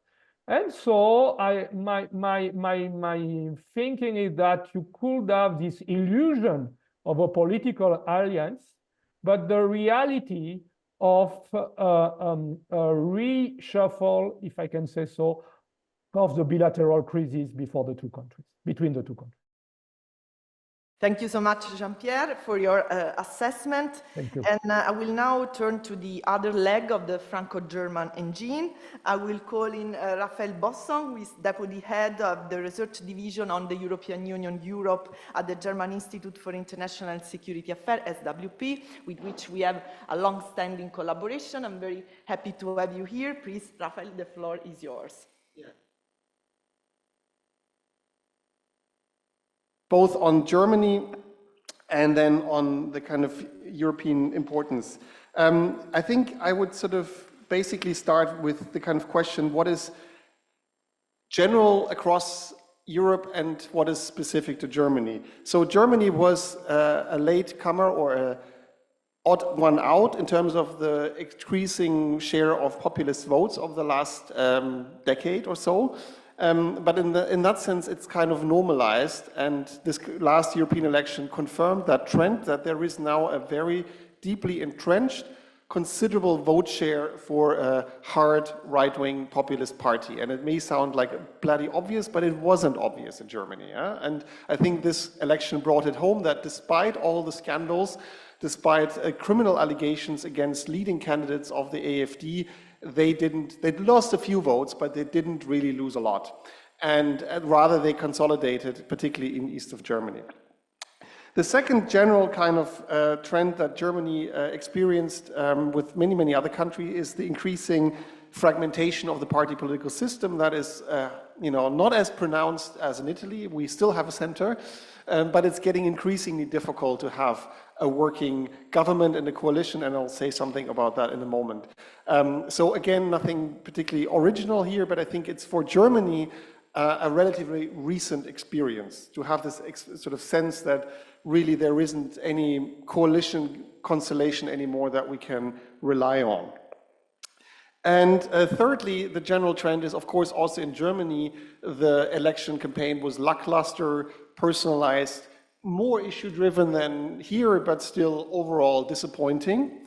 In terms, at least in light of what is actually on the table, in terms of what the questions are that are discussed in Europe, and that were raised in many media debates occasionally, but in the end, it didn't really get to that, and it mostly remained a national election, a second-order election, but one with very specific and important repercussions. So, coming to the German specifics, what is the more sort of pinpoint development now of the last election? First of all, we have seen now a radicalization of this kind of political climate I just indicated, but it has a specific German dimension, and this is on the one hand the East-West sort of polarization, and on the other hand the question on the Merkel legacy, if you want to say that. Yeah. So first on the East-West polarization, again nothing new, but it is shocking to most Germans, if you're actually honest, that instead of some level of convergence, we haven't seen increasing divergence in terms of voting patterns. And in September, there will be 3 regional elections in East Germany, which is really terrifying the German public establishment, because in all 3 states, it looks like now the AfD is going to come out strongest. And maybe if we have a little bit of time, we can talk about the sort of more detailed implications of that. I mean, the 3 states are not the same. The elections still are coming. But if the polls will be realized as they are standing now, it creates immense pressure on the particular Christian Democrats, but all the other parties to, well, form a government in those states, keep the AfD out of power, but also more broadly to decide what to do next to gain back some of this electorate. But the second thing connected to this general question, what to do to get back the electorate, and of course political opinions go sort of in different directions on that, is, at least for the Christian Democrats, the question how centrist, I mean, did Merkel give, I mean, I'm polarizing it, did Merkel give up our party? You know, was Merkel, although we liked her when she was in power and she was kind of accepted, in the end a big mistake? And we can go into details why that is the case or not. And the CDU has been in a prolonged soul-searching exercise already with a new foundational program before the European elections and so on and so forth. But this process is far from over. And so I think, this European election was another milestone in this kind of very critical journey. And I am concerned, I mean, we're trying to be impartial here, but I'm concerned that the Christian Democrats are losing their central groundings. It's still an ongoing battle. It's an open battle. It can go either way. And I'm really not saying it's a done deal and they will become radical. No, it's an open question at the moment, but it's really a very, very critical question. And then we come back to the European level, which I already indicated at this previous round. We know that the EPP now is in the central position in the European Parliament. It's consolidated its positions, it even gained some votes, but even beyond that, it kind of got this kind of leverage now to go left and right, politically, and thereby, ideally, in their view, sort of really have the say. You can play both sides against each other and maximize your own leverage in that light. How that really goes in practice, we saw already with this kind of personnel negotiation. The EPP for a moment overreached their hand and they backed down again, but I think we will see a lot more of that. But in the EPP is big, it's not just Germany, but Germany is obviously a key player, and von der Leyen is German, and she depends also on the goodwill of the party back home. So this is, I would say, the critical moment for the CDU to show how they will define themselves in the next few months, and that will have major, major repercussions on the European level. If we have time, we can elaborate on that. I think what I also would just highlight, and in light of and I leave something for the other kind of elaboration on the German results, in terms of France, if I just may say one thing here. Germany is also doubly in a shock because of this, I mean, obviously everybody is in shock, but Germany is doubly in shock of this because the Franco-German alliance, the bedrock of European integration, of Germany's self-understanding and so on and so forth, is in severe crisis now. And if something, uncontrollable happens, we are even more adrift. And for the kind of conservatives in Germany, it will be a very, very difficult time to then decide what to do next and how to relate to the most important partner next door. Overall, of course, at the moment, it has a disciplining influence. Yeah, I mean, we didn't call a snap election. We first have to finish our budget. This is the main debate at the moment, that the current coalition has severe troubles agreeing on a common budget and whether there is going to be more debt financing or not, or how loose going to be the debt rules be interpreted at the national level. Again, a long story. I think probably they will just make a final compromise in 2 weeks. The odds are that nobody really wants to risk a break of the coalition right now, also because what happened in France. But everybody is already talking in Berlin, well, we don't really expect this government to run its full course to next September, when is the regular next election. The question is, how long in advance will it be that the current coalition will break up? I mean, we don't have a crystal ball. My bet would be next spring. When these regional elections are over, when the budget just is passed, and maybe we went over the US election, and God knows what that will have as a repercussion, and maybe we'll have a disciplinary effect too if it goes the wrong way. But as I said, if I would put my money out there, I would say now next spring, and then in all likelihood, again, it will be a CDU-led government, but under very right-wing pressure in light of the strength of the AfD. So it's a very kind of broad brush picture, I would say, but overall, I think, and maybe this brings me back to France and Italy, and then I'll pass on the floor. Let me say, it's not just a critical time for the Christian Democrats, but it's really a critical time for other still centrist conservative governments to define now exactly how and under what conditions they cooperate. I mean, this Weber line, we've mentioned before, pro-Ukraine, pro-EU, and pro-rule of law, was a slogan, an important slogan, but it's really essential now to fill it with substance. And we will see with the Républicains in France, where they really will end up in the end when the elections are done. We heard here in Italy, it's maybe somewhat different. But I think in Poland is an interesting story too, what Tusk is going to do. So this is, I think, the biggest story that we can tell over the European elections. What is the next future of conservatism and the EPP that I'm very, very interested to watch over the next half year. Thank you. Thank you so much. Thank you, Raphael. I will now pass the floor to Thu Nguyen, who is Deputy Director at the Jacques Delors Center Hertie School. She is connected online. Here she is. Thank you, Thu, for accepting our invitation. Actually, I would like to follow up to what Raphael just mentioned, naming what kind of impact the results of the European elections and the new European political environment can have on the French-German relations, and what kind of reflection this can produce on the European level per se. So I give the floor to you. Thanks. Thank you very much for having me, and I'm very sorry I cannot be there in person. In terms of Franco-German relations, first of all, I fully subscribe to everything Raphael just said about the German campaign and the impact in Germany, and we all know that the Franco-German relations haven't been going very well in the past years. They have been trying to fix it, and I'm not sure whether these EU elections will actually be positive. I mean, everything, of course, also depends on what the French elections outcome will be. And so I think at this point in time, it is a bit difficult to say what exactly the effects will be on the concrete Franco-German relations.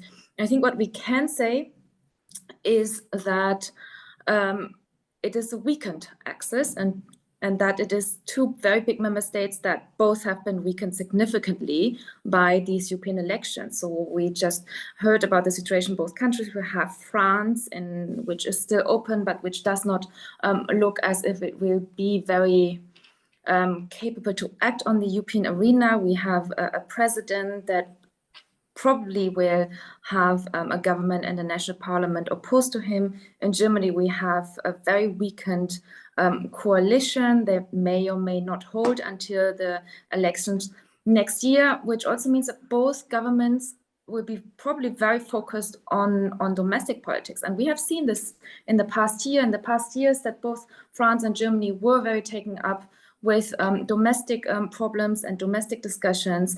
And I would expect this, in fact, to become even more pronounced. And Raphael already mentioned it. In Germany, we have big discussions on the budget now, a lot of uncertainty where this is headed.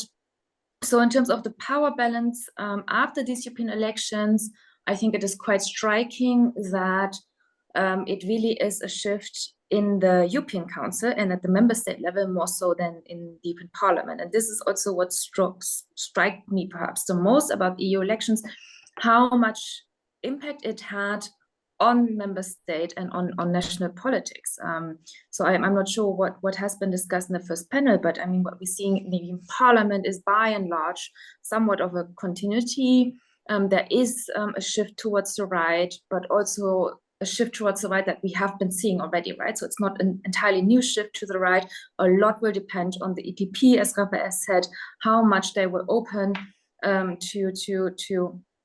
to far right positions and how much they will take on far right positions. We have been seeing a shift to the right already in the last parliament in migration and climate policy. So it's in that sense, there's not a lot of a shift in balance, I would say. In the Parliament, what we're really seeing is the impact in the Council and the European Council. So a weakened France, a weakened Germany, two big member states, which we might not be able to count upon anymore, at least for the next foreseeable year. When it comes to EU policy, then of course, and I suppose we will get to this, a new Dutch government that is less pro-European or Eurosceptic, the government in Italy, Hungary still persists. And I mean, I think this has been going around the debate, depending on how the French election outcome will be. France, Italy, the Netherlands, Slovakia, and Hungary would actually have a blocking minority, right? So I think the concern is really, where is the council headed in this? I mean, the Austrian elections are also coming up. So I think the concern, paradoxically, after these European elections is really, where is the European Council and where's the Council headed, rather than do we see a big bad shift of balance and powers in the European Parliament, and this weakened Franco-German axis is of course a big part of it. And the question is, who will sort of step up and might be able to take the place and to take the lead on European issues without the two largest member states. And I will stop here for now. Thank you. Also in your case, I'll take the advantage of my role to make a follow-up question, because I know you've been part of this Franco-German group of experts that produced a report on the future reforms of the European Union. So based on the current political situation and the results of the European elections, what is the chance, in your view, to have those reforms implemented, and maybe what can be saved of your prescriptions and suggestions, and what should be, kept for a future scenario? Thank you. In terms of institutional reforms, and we produced this report, how to make the EU more efficient, more democratic, how to better protect the rule of law.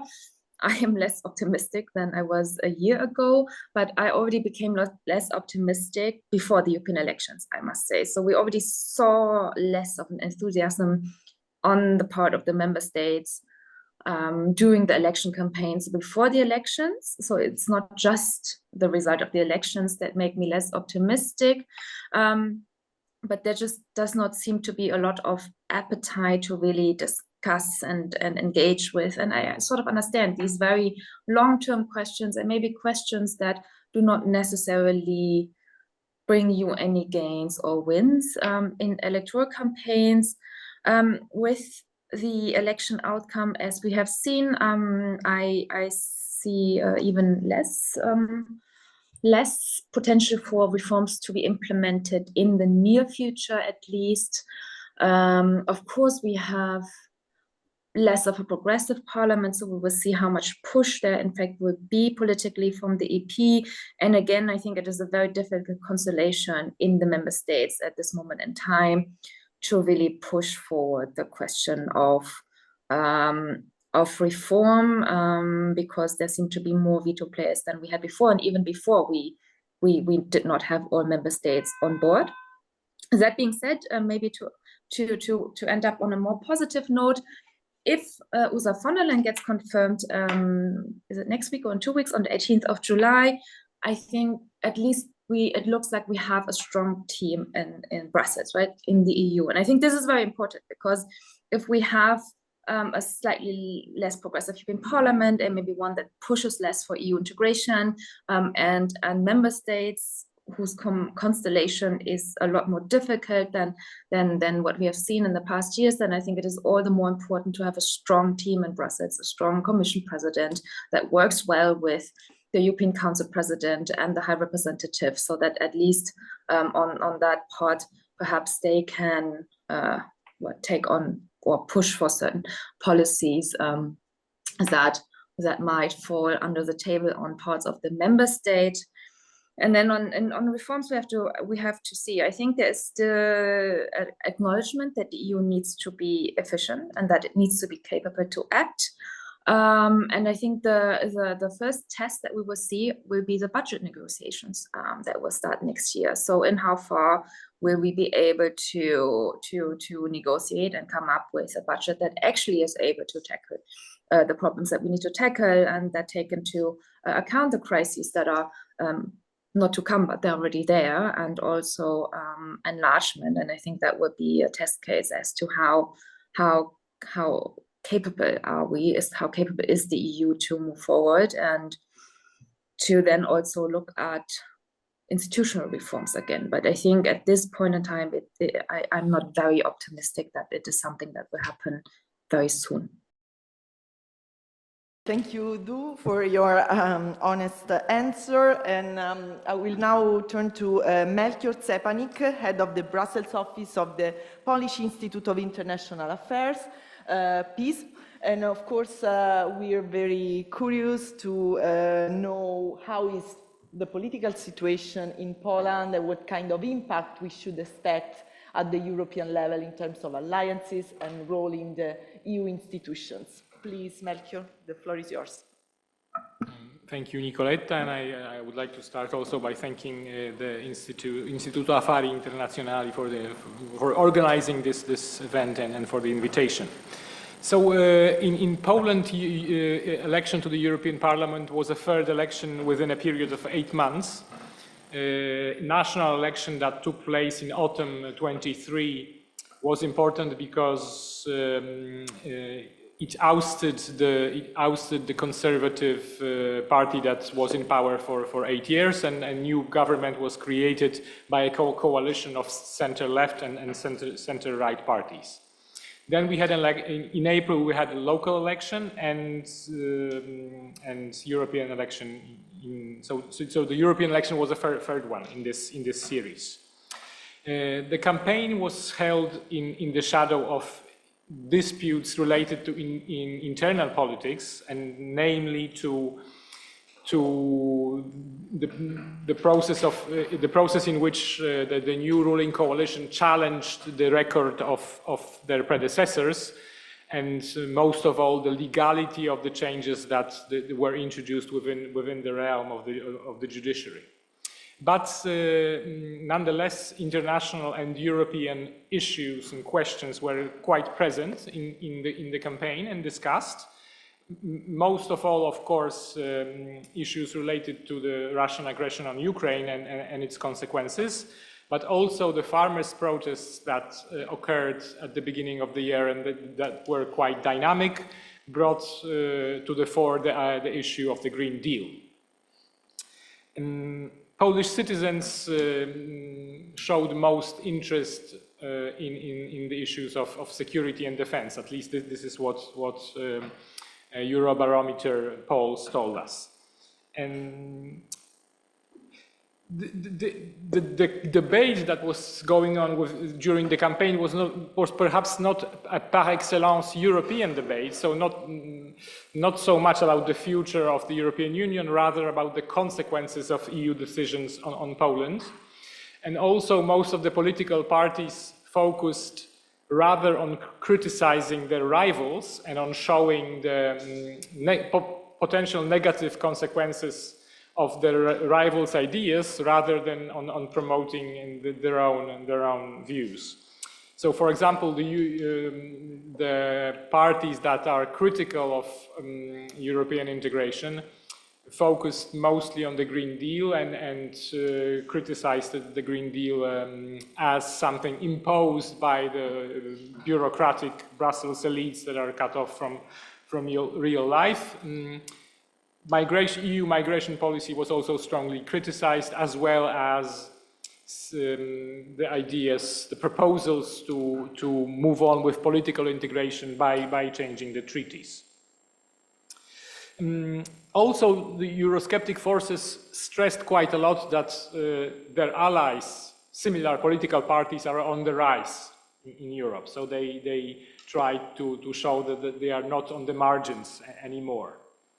On the other hand, the parties that support closer integration and that are generally optimistic about the current state of the European Union focused quite a lot on maintaining EU help for Ukraine and also on boosting the EU's capacity to defend itself. They also emphasized bringing in this international dimension. They also emphasized that the allies of Polish Eurosceptics are also generally allies of Russia. So they played on this dimension and showed that a Eurosceptic victory in Poland would be in the interest of Russia and would be something in line with Russian preferences. When it comes to the result, the civic coalition, so the major player in the ruling coalition, a center-right pro-EU force, won the election, and it was quite symbolic because it was the first time that the Law and Justice that was in power before lost an election since 2015, so an important milestone. However, if we look globally at the balance of power between the forces that are generally pro-EU and critical of the EU, the result was not that optimistic for pro-EU forces. If we compare the result of the EU election with that of national election of 23, of national parliamentary election of 23, then we can conclude that the advantage of the pro-EU forces went down from 11 percentage points to just 2 percentage points. So the pro-EU camp, so to speak, we will only have one more MEP in the European Parliament. So the result of the election shows a tight balance between the forces that are generally support integration and those that are critical of it.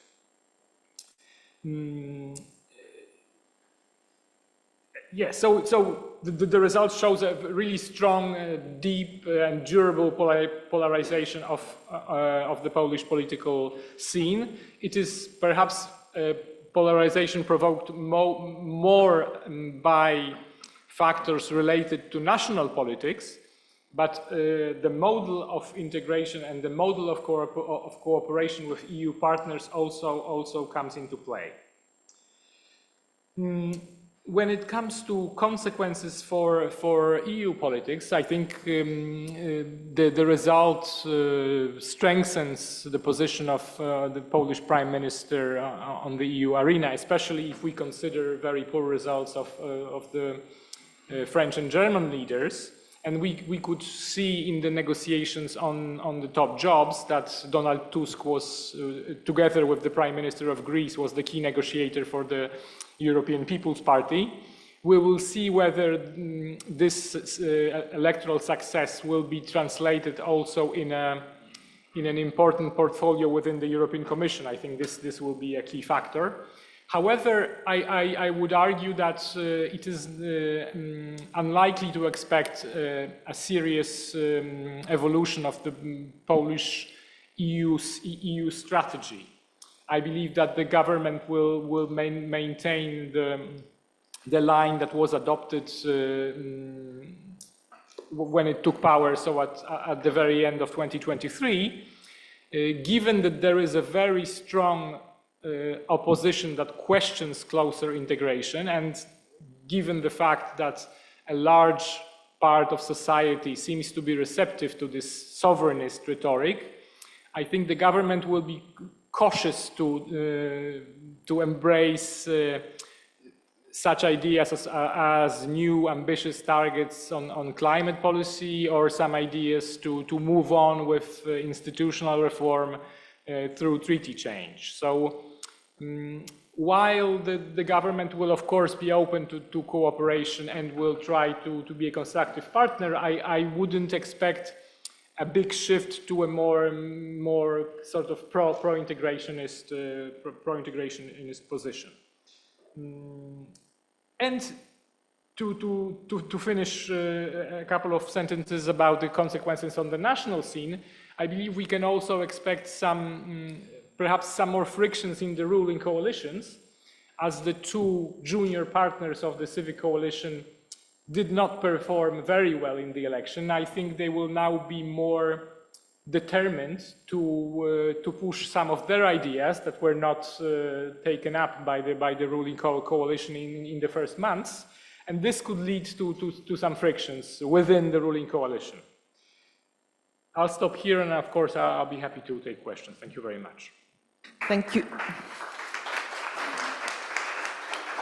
Thank you, Melchior, also for casting some doubts on this narrative of Poland being in counter-tendency compared to other countries in these elections when it comes to polarization and also favor to the Eurosceptic forces. I just wanted to add a question for you. How do you see the prospects of the Weimar Alliance in the next future, and in particular the relations between the Tusk government with the France and German in view of the latest election results? Thanks very much. Perhaps before I answer the question, I just add one more sentence about interpreting the result, something that I wanted to say before, because Polish society is obviously generally very pro-European integration. So, for example, if you ask Poles, 80% believe that Poland benefited from integration, 60% believe that membership is a good thing. So to a certain extent, it may seem surprising that this society supports forces that are critical of European integration. But what we see in the polls is also the fact that despite general support for EU integration, Polish society is also relatively critical about the reaction of the EU to the recent crises. So between 40 and 50%, depending on the crises, believe that the EU reaction was not perfect, was suboptimal. So perhaps this is one of the reasons for a relatively strong support. Now, moving on to the Weimar Triangle, of course, closer cooperation with France and Germany was one of the key goals, key ambitions of the new government, and there were already a number of meetings between both prime ministers and foreign ministers, and some documents stating the goals and ambitions that came of these meetings. Well, I guess here the big question mark is, of course, France. Because if we assume one of the scenarios quoted by Mr. Darnis, namely a nationalist government that is bent on disrupting EU policies, then it is difficult to expect a well-functioning Weimar Triangle. I think when it comes to the Polish government, it will maintain this willingness to cooperate and willingness to look for compromises within the Weimar Triangle. But I would say the French government, what the French government will be, is the key question, key criterion for the future of the Weimar Triangle. Thank you, Melchior. So it is time to listen to our last speaker, Wouter Zwiers, a research fellow of the EU Global Affairs Unit at the Klingendahl Institute, which is also our partner in the Van Vitelli dialogue that we carry out each year in the two countries. So, Wouter, the question to you would be, of course, you're also going through a very lively, let's say, political period. What are the prospects for the new government, newly formed government, and the role at the EU level? Please, the floor is yours. Thank you so much, and thank you, Nicoletta. Thank you, Matteo, for the invitation to speak here at the EIE. I'm really glad to be here, and we really value the cooperation with the EIE from the Klingendahl side. I'd like to add a few things indeed on the Netherlands. May not be the most visible country in these debates, although it was mentioned already this morning. But I think there are some interesting parallels, but also some interesting differences. And let me first shortly discuss the European elections and the outcomes in the Netherlands. We had about 47% turnout in the Netherlands, which I think here in the Italian context was called low, below 50%. In the Netherlands, this was the highest since 1989. So in a way, I would say that even if that you could consider it low, it also shows that people are basically a bit more aware, perhaps, about international developments and their international surroundings than before. And we also know that from our Klingendahl public opinion research, because we asked citizens just early May whether they agree with the French President Macron, whether we are indeed at a crucial point in history and whether the EU can die if we do not make the right choices. And it's 60% of Dutch citizens who agree to that statement. But still there's a big gap, of course, in the turnout with the parliamentary elections that we had last year in November, where there was about 78% turnout, and therefore I think it's also interesting to see who didn't vote, right? And then you see that traditionally, and you also saw this in these elections, the far right has difficulty to mobilize voters for European elections. So you see that of all the people who voted for the PVV, the Freedom Party of Geert Wilders, in the national elections last November, 55% of those people did not go to vote at all in the European elections, which also shows that, well, especially on that side of the political spectrum, there is at least theoretically a potential for further voter mobilization. Because if you compare that with, for example, the Green Left, Social Democrats combined list, there the percentage was only 21%. Now, on the outcomes, I think in the Netherlands we did not see sort of the projected landmark victory for the radical right that well, polls more or less indicated, and that quite some people expected. So it wasn't a full shift from the parliamentary elections we had in November last year, and also not from the European elections in 2019. When it comes to sort of the balance in the political spectrum, but we did see some individual political parties win, especially the Freedom Party of Geert Wilders, which went from 1 to 6 seats in European Parliament, fully focusing their campaign on migration. So migration, unlike what we've heard this morning here in Italy, was actually a big theme in the Dutch debates in the run-up to the elections.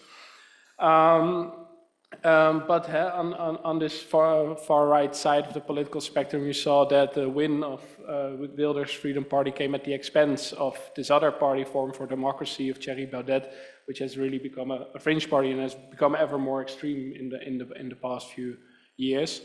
And then you have this group of sort of center-right parties that are, well, critical at least of further EU integration. I would share under that group, amongst others, the liberals of conservative liberals of Mark Rutte, now led by Dylan Jezielgus.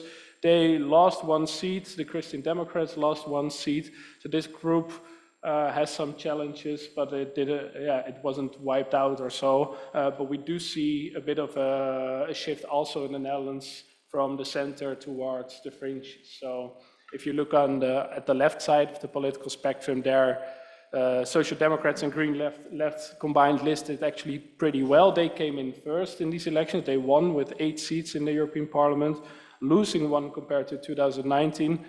And well, these parties really campaigned on a pro-European message on climate, migration, support for Ukraine, more EU cooperation, etc.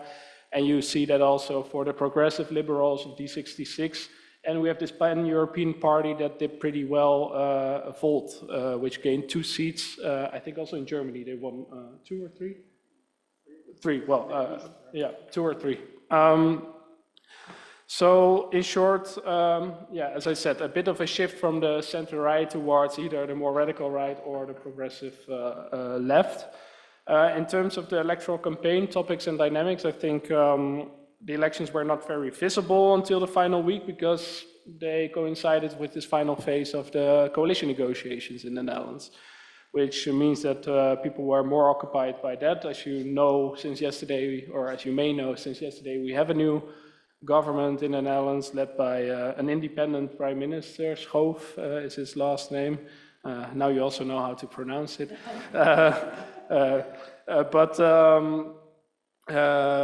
Yeah, from other parties that I just discussed in the electoral campaigns, you saw basically a difference between these blocs in terms of the topics they highlighted, in terms of the attitude they have towards EU integration, and well, the new government party, so the Freedom Party of Geert Wilders, these 2 relatively new parties, the Farmer Citizens Movement and the New Social Contract Party, which are both a bit more, well, on the populist side, I would say. And then the liberals of Mark Rutte, they focus more on, well, on citizens' concerns concerning migration, socioeconomic stability, etc., whereas progressive liberals, the left, focus more on these EU-wide challenges, and this first group more on curbing EU influence, and the second group more on, further EU integration. So what topics dominated then the debate? It was European security, migration, climate, socioeconomic security, and then the future of the farming sector, which, well, in the Netherlands we've seen quite some farming protests, especially a few years ago over nitrogen rules, etc. So that played quite a role as well. And you also see that all these topics were also, as in Poland, as in I think also in other member states, were perceived through a national lens mostly. Now, we did a public opinion study at Klingendahl beginning of May. We published it 3 days before the European elections, which really allows us to delve a bit deeper into these citizens' attitudes, which I think is interesting. So we see that in general, citizens do not reject the EU as such. 75% want to stay in the EU, even if they are very unhappy with the EU's performance. People in the Netherlands really feel that the EU is there mostly for migrants, for the risks, for the rich, for politicians, and for multinationals, and only 12% feel that the EU caters to their own needs. But this does explain why no major party advocates for Nexit anymore, which the Freedom Party of Geert Wilders, by the way, used to do a few years ago. When it comes to more sovereignty versus more European integration, it really depends on the topic. So you see on migration, it's a mixed picture. There's 48% of Dutch citizens who want an opt-out on migration and asylum, but 42% against. On agriculture, there's a clear wish for more sovereignty. 63% of the Dutch want to really increase, have an independent Dutch agricultural policy. On rule of law, it's a bit of a mixed picture because 70% of people feel that the EU should act, EU institutions should act if the rule of law is under attack in member states, but at the same time 40% feel that member states should decide themselves how to deal with their rule of law. And then we also discussed a bit enlargement and, of course, EU internal reform, and there it's a mixed picture, but 53% of the Dutch feel there should be a referendum on treaty changes, and 49% wants a referendum on enlargement. But what I missed this morning in the discussion is also some topics, perhaps, where, at least in the Netherlands, you see that there is a clear consensus for further integration and for a more effective and a stronger European Union. And that's amongst others on the geopolitical dependency. So people, we had a majority of 87% in our study of people who want the EU to become less dependent on Russian energy, on Chinese imports from China, and US protection. So that's quite a clear message. You also see that with defense cooperation, really a big majority in favor of further integration there. Common foreign security policy, 60% more or less want to abolish vetoes there. And people really feel that they should boost the EU's industries, like China and the US are heavily subsidizing their industries as well. So let me come to a conclusion. Perhaps I'm a bit on the long side, sorry for that. So the Dutch, I think, want sovereignty, more sovereignty, especially on agriculture. They're quite divided on migration, and then clearly in favor of a geopolitically stronger Europe that is more effective and more independent in economic and security and foreign policy terms. So I think that's a rather clear outcome in the Netherlands of what the EU should do in the time to come. But at the same time, as I already mentioned at the beginning, the election outcome was a bit more polarized before, right? So a shift from the center to or either the right or the left. And yeah, I think this split also coincides, we see this in our research, with a split between citizens having a more globalist outlook, the anywhere, so to say, and people attaching more value to national borders and national identity. And lastly, on our new government, it's a bit of a difficult coalition in the sense that it's two parties who are fairly new. They don't have any experience of being in government. Then we have a party from the far right, and then you have the conservative liberals of Mark Rutte, who of course have been in very different governments in the past few years. And you also see in the ministers that there's really a huge difference. For example, our new foreign minister, Casper Veldkamp, who really has a global outlook, has worked as a diplomat, has been at the EBRD amongst others, and some others who are really, we have a new minister now for development aid who basically wants to bring back development aid to zero. So these people will need to find a way. That will be the main thing to watch in the Netherlands, I think, in the time to come. And they have vowed to get an opt-out on migration and renegotiate also this agriculture rule. So those are their priorities at least. That's how they will approach Brussels, but they will probably hit upon some realities in Brussels. So those are, that's what we can expect at least from this government in the time to come. I'll stop there. Thank you, Wouter. I really look forward to our Van Vitelli dialogue in the autumn to see how this develops in terms of also bilateral relations and in Europe. So we have now a few minutes to take some questions from the audience here, and of course those connected online can use the Q&A function. So who would like to break the ice? One, two. Virgilio D'Astoli, and then I'll give the floor to Flavio. Only a short question to the Polish colleague. When the Parliament voted in November the reform of the treaties, I know that the Polish government said that they were against the reform because they are against to cancel the unanimous vote in the treaty. So the approach of the Polish MEPs were against the reform because they want to maintain the unanimous vote in the council. I don't know if it's correct or not, but I know that the Polish MEP, also the civic platform, voted against the reform of the treaties because of this reason. Thank you for this question. Well, it wasn't actually only the Polish members of the European People's Party, but I believe the majority of the group voted against the Parliament's resolution with proposals to change the treaty. I believe the position of the government is that it is not the right moment to change the treaties. This could be perhaps to provoke new divisions in the EU when we need more unity. And the government also believes that Lisbon Treaty is so-called enlargement-proof, so that we can have enlargement without necessarily changing the Lisbon Treaty. And also the government is not very keen on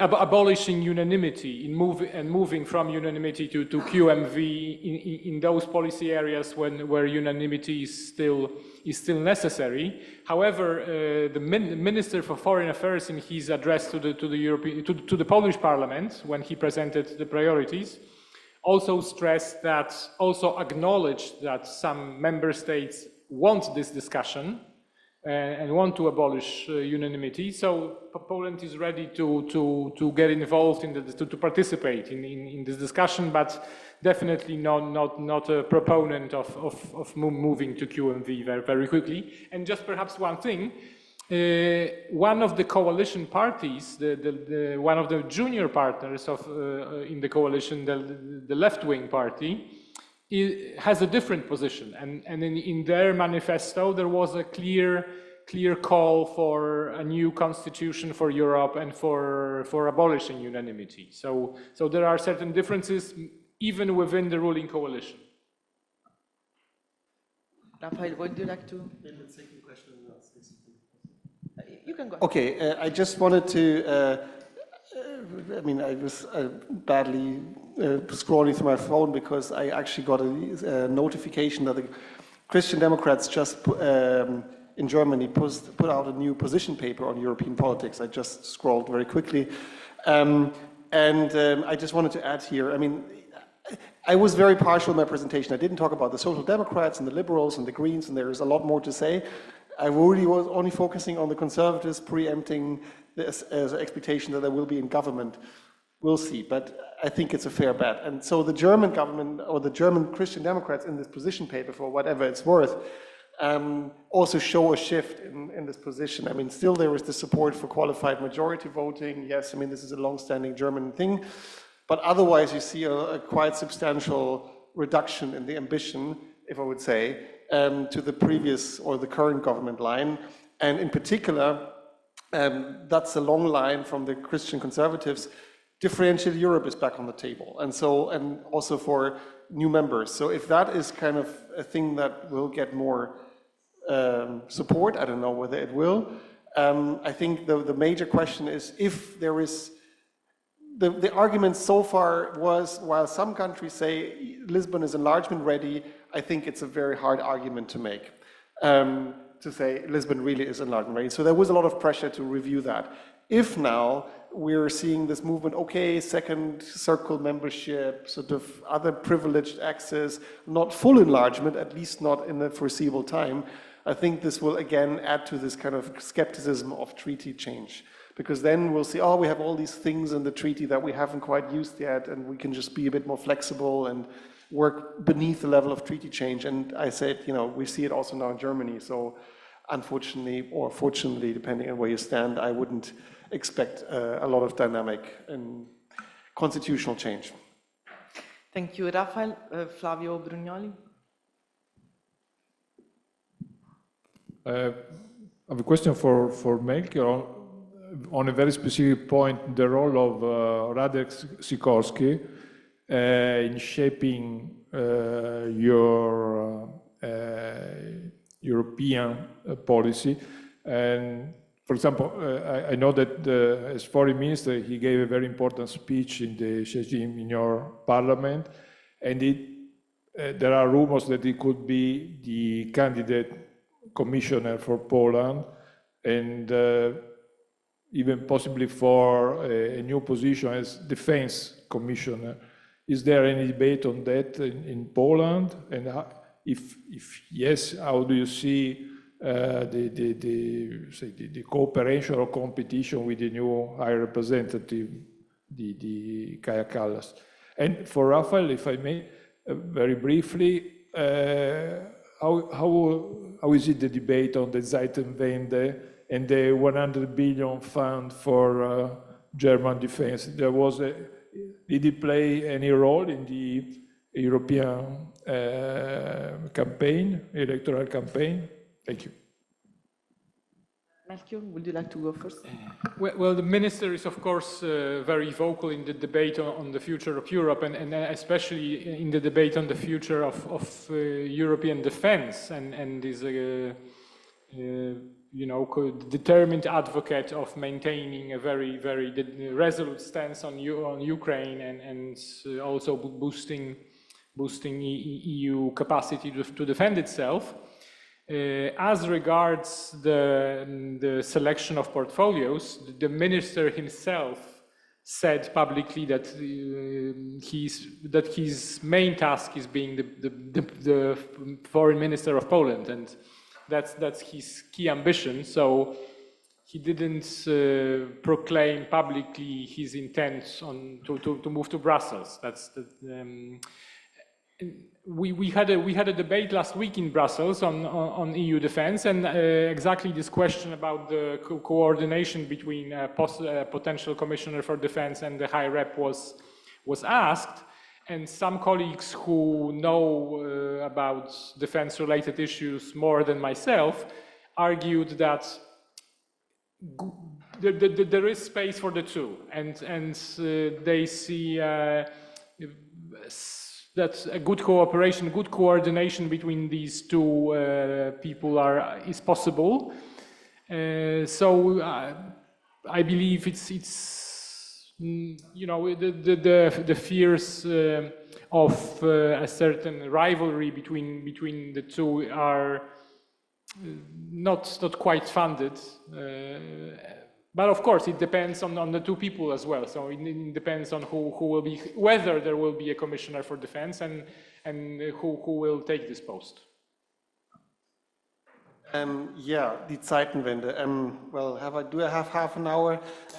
So it's become a very prominent term, of course, in the last 2 years, and it also obviously did feature in current debates. But I mean, the German framing, I'm simplifying massively here, still is, yes, we support a new defense commissioner, yes, we support more European defense cooperation and industrial strategy, but still NATO remains the foremost.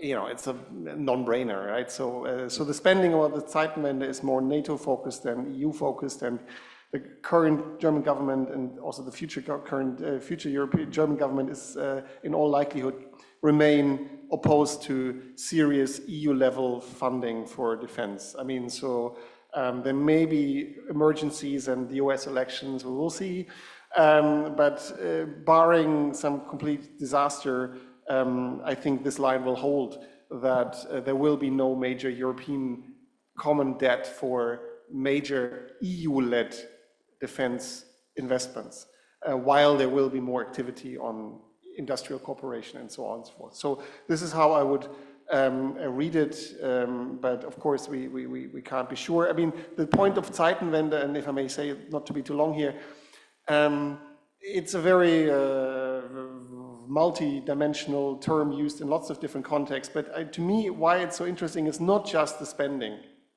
but I mean, it's this German soul-searching. I mean, it happens in lots of countries, particularly in Germany. Have we been completely blind, wrong, misguided, living on a model that is not sustainable anymore? Like what I said about whether the Merkel year is a mistake, or, we can also do the same with the SPD, with the Schröder foreign policy mistake. A lot of things that were taken for granted have been cast into question, and there hasn't been really a clear new vision on what is, supposed to follow beyond just increasing spending. And this is what I think fundamentally is the heart of the German debate, and this is also why I focus too much on conservatism, because one very prominent offer on the table is a good old conservatism is going to rescue us. Law and order, competitiveness, defense. Yeah? And the counter position to that is that's not good enough. We need some wider, bigger, larger, more ambitious transformation. And this is also the Macron speech, if you look at it. I mean, whatever Macron does wrong, his speeches can be interesting. I mean, saying like, you know, within the, not in 10 years, not 20, but in the next 5 years, things have to be radical so as to stay where we are. And, you know, I personally lean a little bit more to that direction, but of course you can take a different stance on that. So this is the point about, I think, the bigger question about the Zeitenwende, whether conventional conservatism is enough or not. Thank you, Raphael. I don't know if Tu is connected, if she wants to say something about it, to add some remarks. Okay. Thank you, but I think I fully concur with what Raphael said. Nothing to add. Thank you so much, Tu. So if there are no further questions, I'm looking, okay, Federico, quick question. My question will be quick, but the answer, I'm not expecting a quick answer. Well, it's about Orban and the new Patriots group. How this group is going to impact your states, and your parties? I mean, do you believe that this radical right at the European Parliament is going to experiencing a new fragmentation with this new group coming up, or the contrary?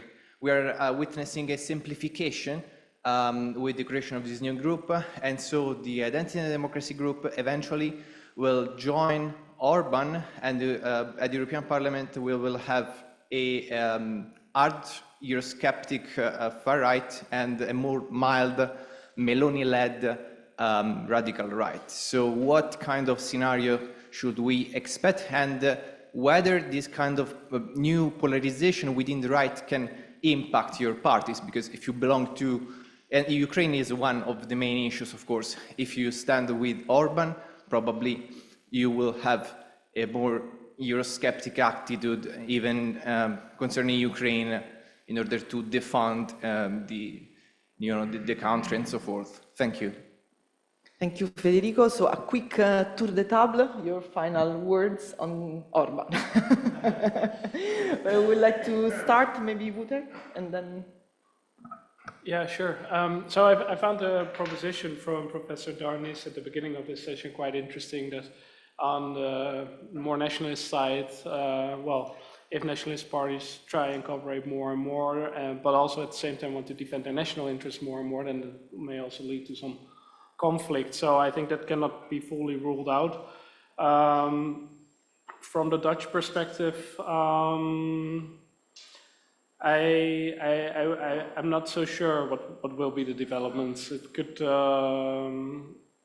I think we know, of course, that the PVV of Geert Wilders, who have won basically the national elections and came in second in the European elections, Wilders himself is also closely connected to Orban. So he will definitely, in terms of coalition seeking within the EU, he will certainly hope that the new prime minister will reach out to Hungary and will try to work with Hungary, and there we will see some changes compared to, for example, previous government of Mark Rutte, who was rather critical of Orban, which almost cost him his NATO job, or he at least had to use all his convincing power he had.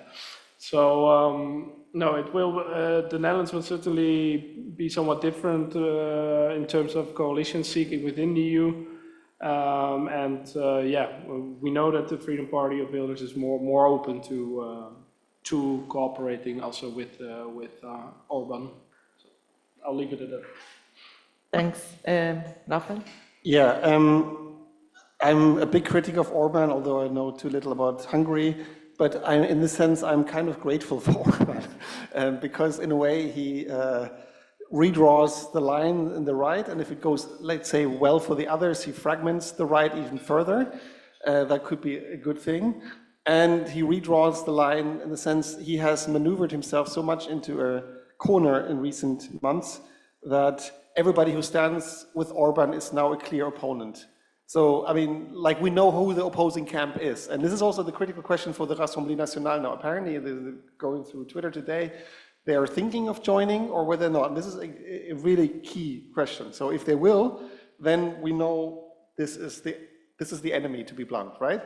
And if they're not, then, you know, there is a lot of other murky waters, and maybe that's often the case in necessary politics, but I think really at the moment a clear opposition is, I think, in the interest of both sides, also in the interest of the mainstream conservatives, because then they can say, okay, this is where we're not going, and here are our cooperation partners. And maybe it works towards Italy as well, in the sense of wherever then Meloni ultimately, sometimes she was building bridges to Orban, but I think if she was then clearly pulled apart, that would clarify it. The last point here, again, the parliament factions are not the key thing. I mean, we heard this also from before, and it's a bloody obvious point. You know? I mean, yes, okay, matters to some extent, but really, do those potential new factions translate into serious coalitions in the council? I think this is the critical question as well. Will they really vote together in the council? And so will there be clear lines or not?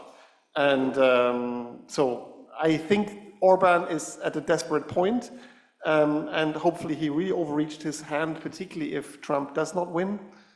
If Trump wins, we'll see.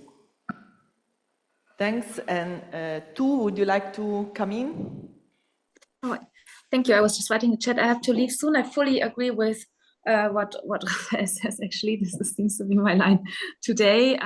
No, but I fully agree. I think it's still not clear where this development is headed, but I also agree that either Orban fractions or fragments the far right, which is good for everyone else, or it is a new group. But in that sense, also a shift of power, of course, because I agree with what Rafael said, that with Orban in the lead in the new group, it becomes clear, the line becomes clearer between that new group and the others, but it also would be a shift in power in favor of Viktor Orban, right? Because he now, or his party right now, does not have any affiliation, and if he manages to pull off this group, he will be it seems, the leader of a new big far-right group. And what Rafael says, it depends a lot on whether Le Pen joins or not in terms of strength. But I think if he manages to pull this off, it does mean a sort of shift in power, at least within the far-right. But otherwise, I think it is still so open and there's so much development that it really also simply depends on what will happen today or tomorrow. I did hear that the deadline was postponed, but I haven't seen it confirmed anywhere. So even that we will need to see. Thank you, Du. Melchior, final word. And thank you very much. I need to leave, unfortunately, but thank you very much for having me. Thanks for joining. Thanks. Very quickly, I think, you know, the funny thing is that before elections, there were speculations about one big Eurosceptic group that could be even the largest group in the European Parliament, and now we have 3 groups. So I guess numerically there is potential to maintain 3 Eurosceptic groups in the European Parliament, but I believe that in the end, it will probably be 2, and divided along the current lines. So one of them will consist of the so-called soft Eurosceptics. So the parties that moderate their criticism of the EU and are willing to engage in negotiations with the quote-unquote ruling coalition within the European Parliament, and the other group will be the harder Eurosceptics, more focused on confrontational attitude and on questioning the direction in which the EU is going, and probably some parties will remain non-attached.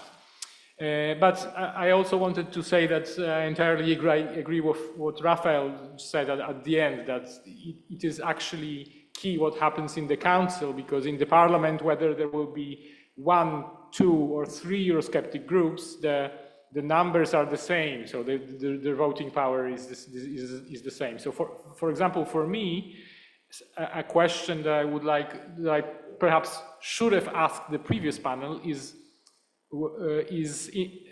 whether in a situation in which there is a French government that decides to be disruptive on the EU arena, whether this will, to a certain extent, have an impact on the Italian government and perhaps also encourage Meloni to be more confrontational and more disruptive. Well, yes, we will see what will happen this week and the weeks ahead. We will keep an eye, of course, on the developments and continue our analysis on these aspects also in the next few months. So we will stay in touch. Also, thank you very much to our speakers today and also the collaboration with the institutions you represent, which we value a lot. And I'll now give the floor quickly to Matteo for some final words of conclusion. I just want to warmly thank also all the EU team that organized this event, Luca, Matteo, Federico, and Elisabetta, of course. And please, Matteo, the floor is yours. Thank you, Nicoletta. I mean, I think it's a very, very interesting time to talk about shifting power in Europe. I mean, just to conclude, I would maybe try to synthesize three takeaway messages from today's discussion. First of all, we are facing a kind of paradox coming out from European election. On the one hand, we have a traditional majority coming out from it, forming the new institutional cycle, a new commission and so on. But at the same time, we have advancement of right-wing movement. We have the parliament with a new group that is forming, but also especially and more scaring at the national level. And of course, this is a big, big challenge for the future of European integration, the future of the European project, especially knowing us how many challenges are in front for the next 5 years. And of course, there are, I mean, on many things we deliver or we are in trouble. And I think everybody understands this at the European level. Secondly, key, I think, for solving this paradox, and I think emerge both from the first but also from the second session, will be the future of the conservative forces. This will be really the key. So far, Meloni, that was the one that bet on bridging the hard right and the center, was the loser. But it was so far, and a lot of things can change rapidly. We have seen in France, and we have seen that how much, not necessary if right wings win, it will, I mean, if right wing wins made even more competition to Meloni, so, I mean, the outcome could be opposite. So, if more traditional coalition at the end comes out in France, maybe it will put less competition on her and she can move a bit more toward a pragmatic line as she did in before. But also even more important is the discussion within the conservative in Germany, within CDU, about the legacy of Merkel and what is the future of the party. Because of course it has really the potential to lead the People Party at the European level in one direction or in another. And third takeaway is the central role of the Council still, no? And how much coalition will be formed there. And I think also from Wouter reflection and Melchior, we see how much the discussion is really among the leaders about some kind of strategic convergence for the agenda of the EU in the next 5 years. And I think there are still many points in common. Probably the approach pursued by the German-French group of imaging institutional reform for enlargement was not a really realistic negotiation dynamic. But if we start from defense and the need that this national budget finance this defense, we need to redefine European role in the transatlantic alliance and to have a greater responsibility. And we think about competition and how much we have to relaunch also the internal market to define European role in the world. I think all these things can find somehow a kind of strategic convergence among very different forces, and maybe can also at least have an agenda for the next Commission to then start to be discussed more concretely with the discussion for the next budget that will begin next year. And by the way, we just published also at TI a report on this in partnership with ENI, on how much complex is this negotiation, that because it involves many different dimensions. So on this, I would like to thank you once again and for being with us in this very interesting conversation, and especially thanks our speaker for providing insights from their country and from the European perspective. Thank you.